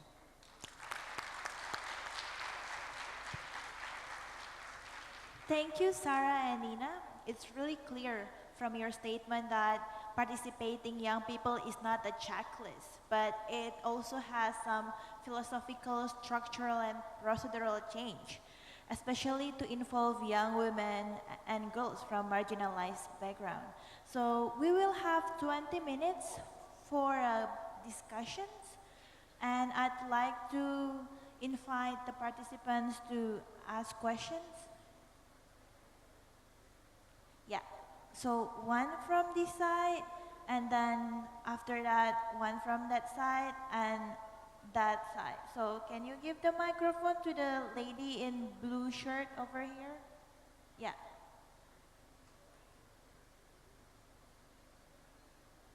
Where is the mic? Or you can come. Oh, there will be a mic.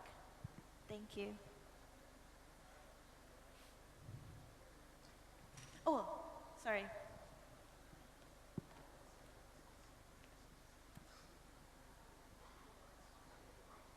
Di sini aja. Ya.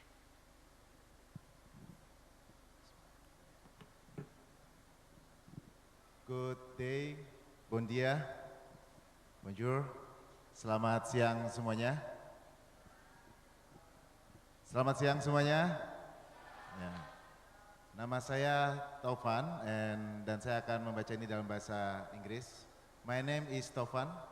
I am the chairman of National Committee Youth Indonesia, and I would like to say welcome to all of you, all the delegates to Bali.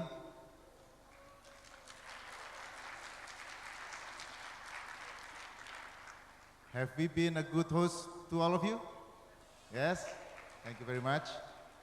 At this hour, at this opportunity, I would like to say or appreciate the UNDP, UN, ICF, ICPD for organizing this Global Youth Forum with PKKBN. I had the chance to be invited by the Queen Elizabeth a month ago with the President of Indonesia, and at that time I was very inspired by a very young girl, 14 years old, Malala, from Pakistan.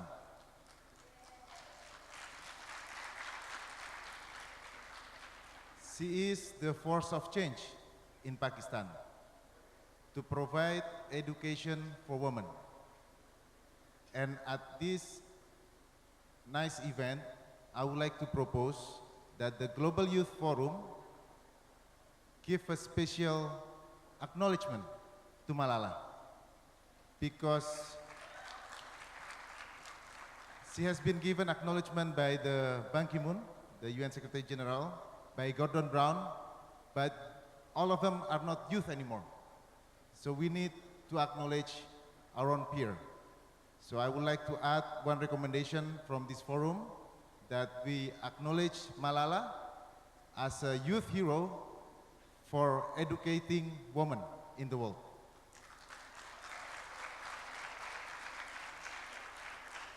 Indonesia, in its constitution, has a vision to realize world peace. So we are very happy that we are in here to be part of this movement. And maybe my last point to time. Yeah. we as an Indonesian would like to express our gratitude, as well as a note, please also respect our culture and identity. I think all of us living in a global community have a different culture and identity, and with shared respectfulness, I think we can solve world problems in the future. I thank you very much for the opportunity. Thank you so much for that point. Thank you. Thank you for the remarks from the Indonesian government and delegation. So, yeah, you can talk, and after that, you will have to talk. It's Voy a hablar en español. Also, please be mindful that we have a short time, so please to the point and then keep precise. Primero, buenos días a todo el mundo. Good morning, everybody. Me llamo Clotilde Abeso Avere y soy de Guinea Ecuatorial. My name is Clotilde Abeso Avere, and I am from Guinea, Equatorial Guinea. Como todos sabemos, el mundo está en constante cambio. As we all know, the world is in constant change. Para que los jóvenes líderes podamos tener una buena gobernanza, es necesario que nuestra integración y participación en todos los sectores de la sociedad vaya acompañado de las orientaciones de nuestros líderes políticos. In order for us to participate in government bodies and have participation everywhere in every area, it is important that we also work with our political leaders in our country. Debemos saber dónde se han equivocado ellos para no cometer los mismos errores. We have to know where they have made mistakes, so we will not make the same mistakes Para nosotros los jóvenes, este foro es muy importante porque tenemos la oportunidad de expresar cuáles son nuestras necesidades para tener un presente y un futuro sostenible y durable. This forum is very, very important for us because we can express ourselves and look at the ways in which we could have a sustainable future. En junio del año pasado se celebró en mi país, Guinea Ecuatorial, la 17ª cumbre de la Unión Africana y 180 jóvenes de todos los rincones de África tuvimos la oportunidad de expresar nuestras necesidades delante de los 53 jefes de Estados miembros de la Unión Africana. Last year, in June of last year in my country, there was the summit of the African Union, and there were 180 youth from all over Africa, and we had the opportunity to express our views to the leaders of the African Union. Necesidades como estudios decentes, trabajos dignos o nuestros propios derechos. We discuss about decent work. Yeah, I said that. And our own rights and our education. So, I'm sorry, what's the questions again? Con esto quiero decir que actualmente ya hay gobiernos que están apoyando a la juventud. En mi país hay jóvenes que son ministros, secretarios de Estado, que son directores generales, pero para que haya este cambio es necesario que haya una transición y que los jóvenes estemos preparados para que este cambio sea un buen cambio y no sea simplemente que los jóvenes nos quejamos o podemos criticar las cosas, sino que tenemos que estar preparados para que el cambio que vaya a haber sea un cambio favorable para y por los jóvenes. In my country, there is already change, and there are young people who are occupying positions of power in the government, but I think that we have to be prepared to take new responsibilities. We cannot just complain, but we have to be prepared to be able to become leaders in our own countries. Muchas gracias. Thank you. So thank you for that input. So I'd like to reiterate that this forum is a forum for open discussions because we will have opportunity to talk during the workshop and methodologies.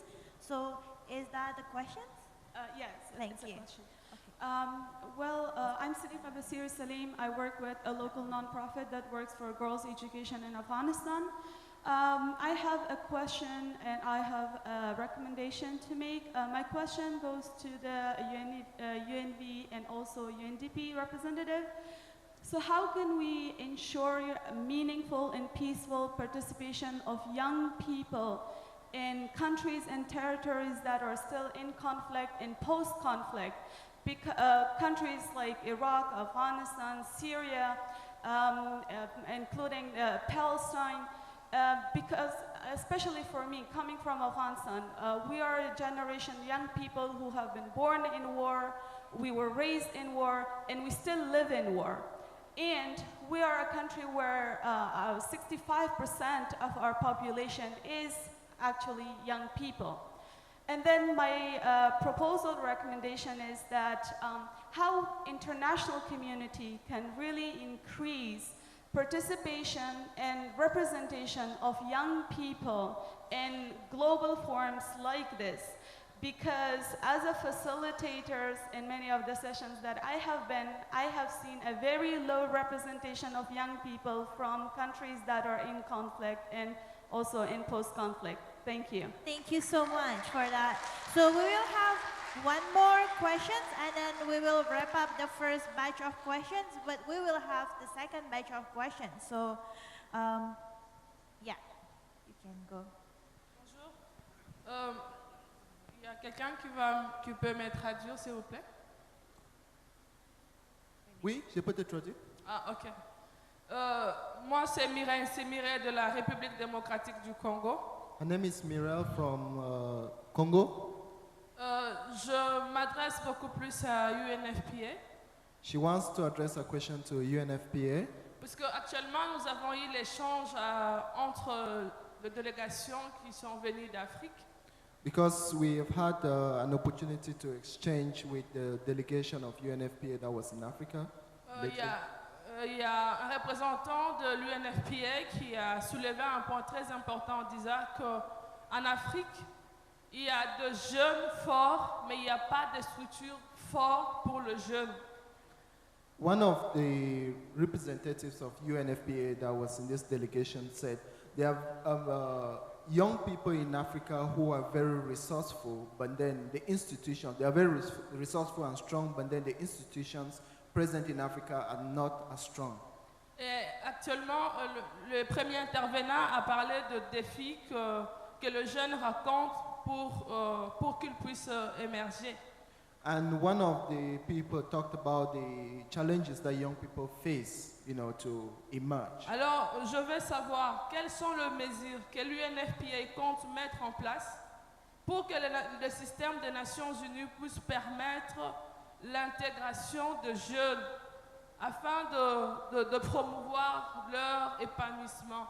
Et quels sont les critères qui définissent les structures de jeunes forts et qui peuvent leur faciliter le financement dans leurs activités. So I want to find out what are the mechanisms put in place by UNFPA to ensure that young people can access the resources, and also what are the criteria that are there to determine which structure is strong or good enough to work out. Thank you for the questions again, but maybe we can cross-check with UNFPA in regards on that. And the expert here will only touch upon the questions that relevant to the presentations earlier. So who want to address about the participations in the post-conflict country and the emerging situations? Let me take that because I also come from conflict country. I think the question raised by my countrywoman is extremely relevant because I think young people in conflict or post-conflict countries require special attention and needs because for them it's no longer an issue of rights and access to certain services, it's an issue of survival for them.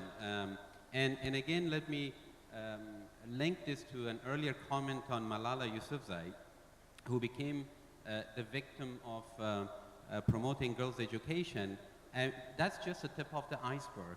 There are a lot of silent Malalas in Afghanistan, in Pakistan, in Iraq, and other places.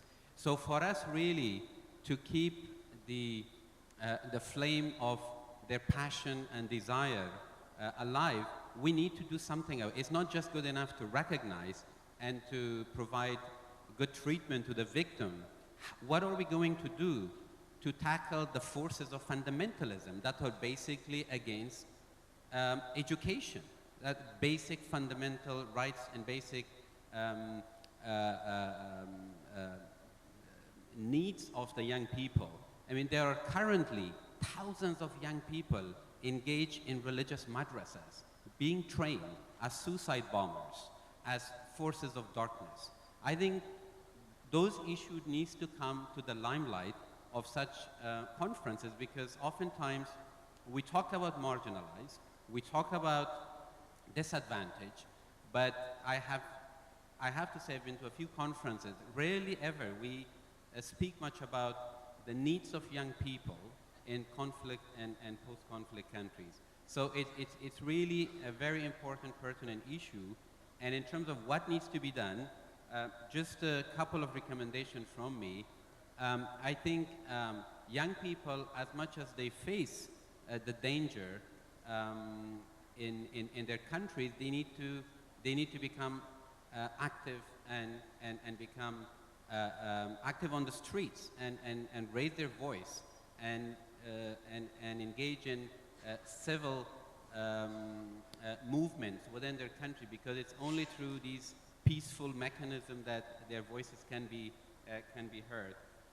And also, I think we have to remove barriers for education. We have to invest in their education, as Malala demonstrated, because without that, they are going to go to the forces of fundamentalism, religious fanaticism, because they're ready and have the funding to provide the education that you and I and none of us desire for them.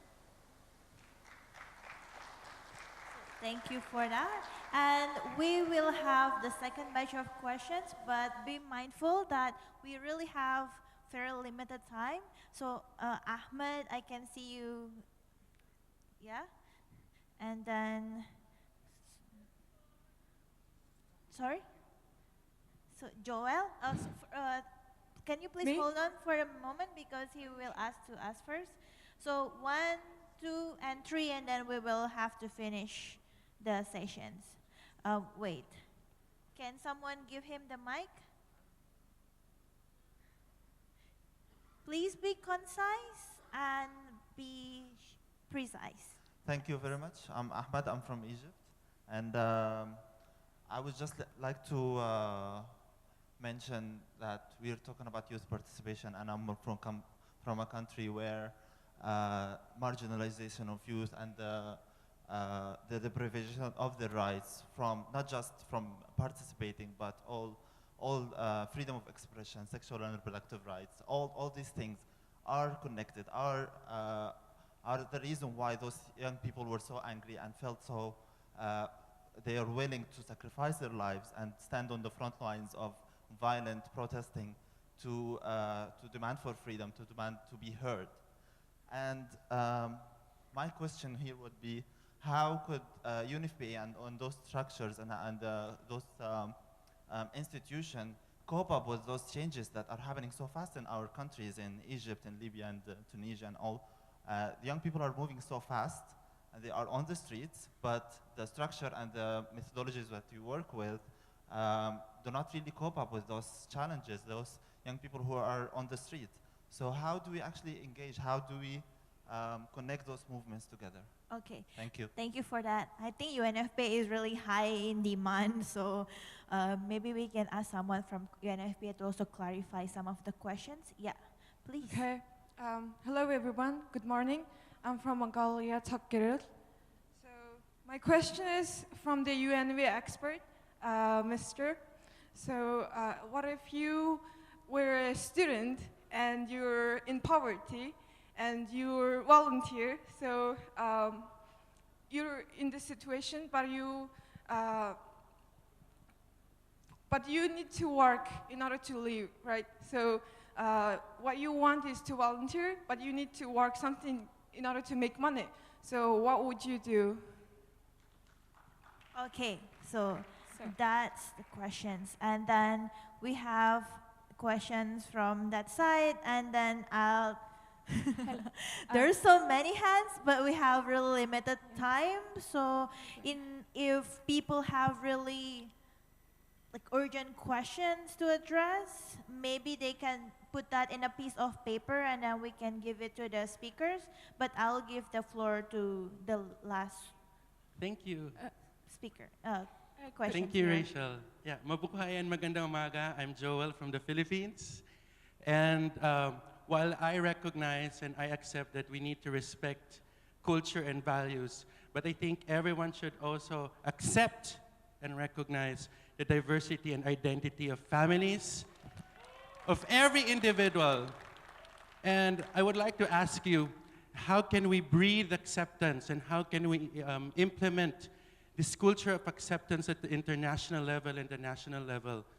Because I think equality and non-discrimination can only go so far in terms of tolerance, but we need to go forward, to move forward, and I mean, breed a culture of acceptance in everyone. Thank you so much. Thank you so much for that question, Joel. So, Rodrigo, do you want to address that questions on acceptance of cultural understanding? 1 or 2 minutes. Is it questions Yes. related to the panel? Yes, so I'm represent Thailand, Lesotho, Zambia, New Zealand, and China. Okay. That we want to address a problem and raise a question to the floor. That before I raise the question to the panel, I would like to ask you, like, how many of you coming here and able to address your priority in your region as a young people? I'm sorry, is it relevant to this Yes, I panel? want to address the question, like, in this kind of global youth gathering, like, how can we ensure that the recommendation that we form in not only this global youth forum, but another forum that UN agency will gather youth again in this global level.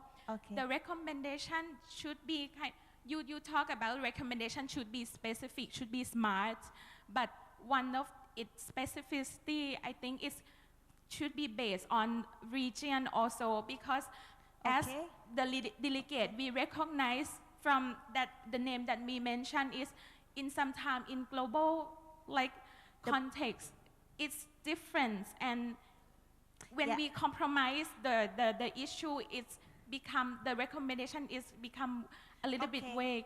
So I think how can we ensure that in the global gathering of the UN agency, you provide the space for the... Okay, thank you for your questions. We will address that question. So first, I'd like to request you to answer the question on culture. Vou contar com o apoio novamente da Marisa. Essa questão cultural é um aspecto importante e que a participação precisa considerar como você garante uma prioridade para esses grupos que muitas vezes não têm facilidade ou acesso à participação. The question of culture, it's a relevant and an important point, but we also have to think about those groups that cannot and do not participate sometimes. Você hoje no Brasil é um país continental que temos muita dificuldade de locomoção, questões culturais muito distintas, e a gente tem criado mecanismos para garantir a participação de certos grupos que não têm tanta possibilidade de participar como outros que estão no centro do debate. Brazil is a large and continental country, and we have tried to ensure a mechanism for participation of young people from different parts of the country that are not central to some debates. Na Conferência Nacional de Juventude, a gente criou uma consulta específica para garantir a participação de grupos de comunidades tradicionais, ribeirinhas, indígenas, que são grupos, minorias que muitas vezes não estão no centro do debate, que precisam ampliar sua participação e ser ouvidos. For the National Youth Conference in Brazil, we made sure to create a space for the participation of young people, young indigenous people, young people living in the Amazon, in the parts of the rivers, and we brought those young people to the conference and made a space for them to represent their issues. Assim como no Conselho Nacional, que é o nosso espaço permanente, você tem cadeiras, participação específica desses grupos não representados. O último grupo que entrou no Conselho foi jovens indígenas da Amazônia brasileira, que agora estão também participando no Conselho numa política de garantir a participação desses grupos. And the last group to join the Youth Council in Brazil, it's indigenous, representing indigenous young people, and that way their voices are being represented at the political level. E por fim, me permitam sugerir uma recomendação, que é sobre a participação. Ela só será efetiva a partir do momento que os grupos organizados tiverem realmente cada vez mais atuando e podendo cobrar desses mecanismos, como os governos, como o próprio sistema ONU. Então, a participação ela se concretiza com a organização e a possibilidade de monitoramento e controle social desses grupos por parte da sociedade civil, principalmente. And just to make a final recommendation on participation, he thinks it's important to have organized groups so that we can hold governments accountable, and we have mechanisms for civil society to participate. Thank you, Marisa. So I'd like to reiterate that we actually exceeding in the time by 10 minutes. So maybe Gulam and also Sarah can address the question on voluntarism and your reflection on that, but please be short and on doing that. Yeah, I will be very short, and it's a very difficult question. How could you afford to volunteer if you're poor? I have to say that volunteerism happens both in formal and informal setting. Informally, most of you are already volunteering, as I demonstrated this morning. And volunteering does happen a lot, actually, in poor communities in Africa, because it's really community engagement and solidarity. Now, when it comes to formal volunteering, it is important that volunteers do get some kind of an allowance to allow them. And it is important that volunteers and volunteerism become accessible to the poorest and to the marginalized groups, so it doesn't become an elite capture or an elite tool. And therefore, in this context, UNV is launching a youth volunteer corps, and our focus would be both to promote national and international and target the most marginalized communities in each country. If I could just also say one thing on the Middle East, a colleague from Middle East, how can we respond to the aspiration of young people? And again, I can speak for my UN colleagues, because there's a lot of work currently being done to come up with youth-sensitive or youth-sensitive responses. I mean, again, just UNV launched a youth volunteer program just targeting young people in the Middle East. So there's a lot happening, and I think there's a growing awareness within the international development community by this Arab Spring, you call it, or Arab uprising and youth movement. So I think it's important to recognize that. And finally, on the culture of tolerance and dialogue, culture of acceptance, I very much agree. We come all from different backgrounds, and the solution is more dialogue, and more dialogue. I think that's how we can really appreciate each other and understand each other. I just wanted to try to respond to two quick issues in one. There was a question about how national considerations and regional considerations feed up to a global level. And I think it is true that when you're aggregating a lot of issues, it is almost natural that some issues get diluted and others get more prominence, which may not be fully reflective. But I think it's important to look at the different mechanisms that we do have. Let's not forget the role of regional organizations and how young people can engage with those. In this region, we have ASEAN, you've got SARC, you've got the African Union, and there was the example from Equatorial Guinea when the lady mentioned that there was a lot of involvement from youth to bring attention to regional issues that can be addressed through regional platforms. And secondly, just to touch on, again, this, the national consultations that I mentioned earlier with regard to the post-2015 development framework, the national consultations will feed into the global process. The recommendations that are going to come out of those discussions, and the discussions focus on very different themes. We had one on CSO participation, there are some on health, education, etc. Those recommendations will feed into the high-level panel, which will then come up on recommendations based on those issues. And what's interesting is, at least in the Asia-Pacific region, and that's what I can speak from because I'm based here, the top stakeholder for 87% of national consultations have been identified as young people. So there's definitely going to be a lot of young youth voices represented in those forums. Thank you for that point. It's really interesting to gear it back into the post-2015 development agenda. So maybe Sarah and Nina, you can also reflect how volunteerism means to you and how it can fuel your social activism. Yes, Sarah was expecting some of the questions, so I will try to convey her input and coming from her own perspective that also applies to me in some way. I've been working as a volunteer since I was 16 years old. I cannot deny that I enjoyed it so much that it's brought me many opportunities and I've learned so much throughout these past 7 years. But what I wanted to address is the limits of volunteerism, so the challenges. First, youth organizations have age limits, so we're specifically talking about youth organizations, which means that members age out, and therefore it's important that the organization remains youth-led, but also it challenges the organization as being youth-led means that there's a constant need to build the capacity and the institutional memory of the organization itself.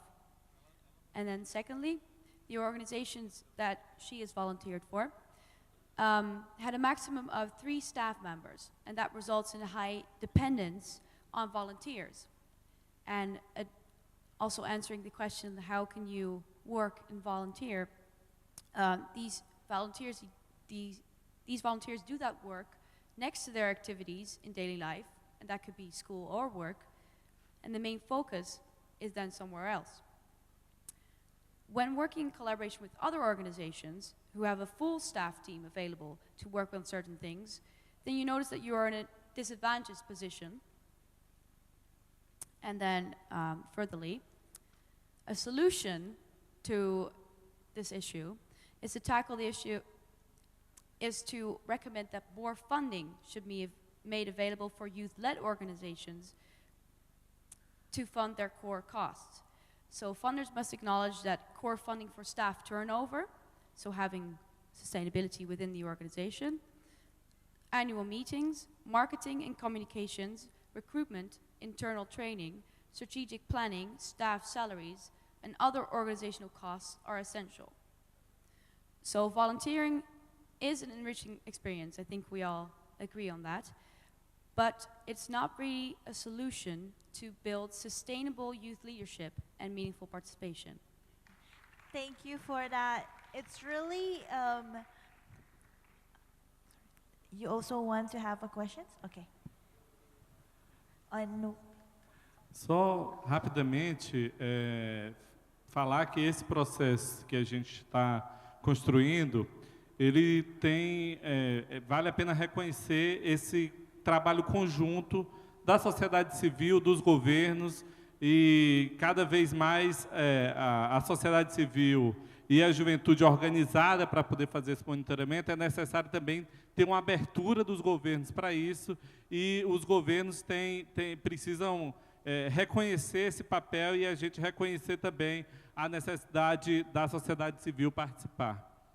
Just to make a last point, that in this process and in this space, to recognize the value of the partnerships between civil society, governments, and young people, and to continue for us to continue forward, we need to have these entry points to work together, and this is the space. Okay, thank you for that. I'd like to say thank you for all of the speakers who is coming here, and also the interpreter, as well as the virtual delegates, and for your enthusiasm for asking the expert on the issues that is hard to your experiences. And I'd like to summarize that in terms of youth leaderships and meaningful participations, there's a lot of way to engage. Volunteerism is one way to do that, but we also need to think about how we can sustain the leaderships, because volunteerism can be political, but still the fuel of the mobilizations and the social activism is the leadership itself. And we learned from the Brazilian government on how we can also include the leadership from the marginalized community, and to ensure young women and girls have equal opportunity to become leaders. And we also learned from Sarah and Nina that it is important to sustain the movement, and having a core fundings and support for the youth-led organizations is one of the key messages that they are emphasizing. So I'd like to encourage you to say your voice and then emphasize your point during the World Cafe sessions. And for the question relevant to the UNFPA structure and how UNFPA will support youth organizations, Fiona Kai from Sierra Leone can give you the explanations. But because we are running out of time, I'd like to encourage you to do it after these sessions. So thank you, and welcome to Bali again.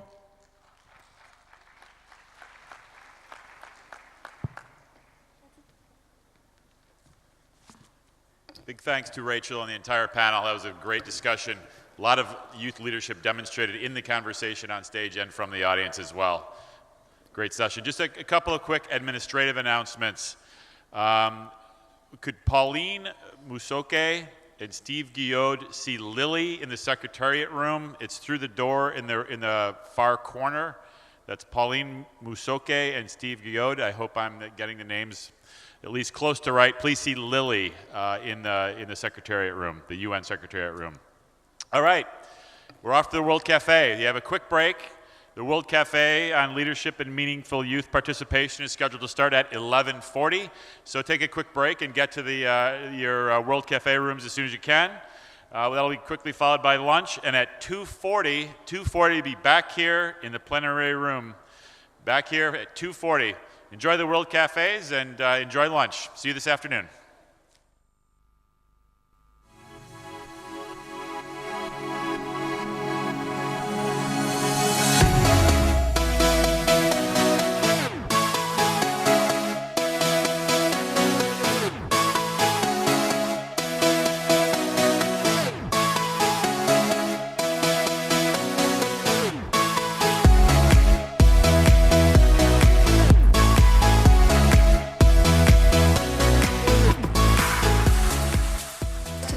Discussing how to make the smooth transition from education to get a job.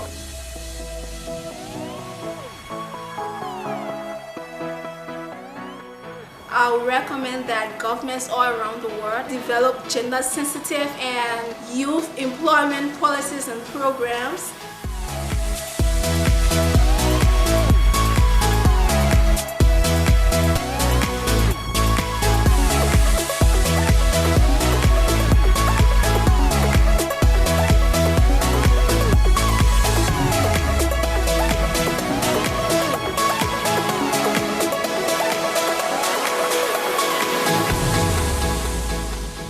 Really interested in the sexuality and reproductive health and rights. The recommendations and discussion that's been going on today has all been really interesting in terms of teasing out those issues and getting to grips with the real sort of nitty-gritty, because it is a very controversial and sensitive issue.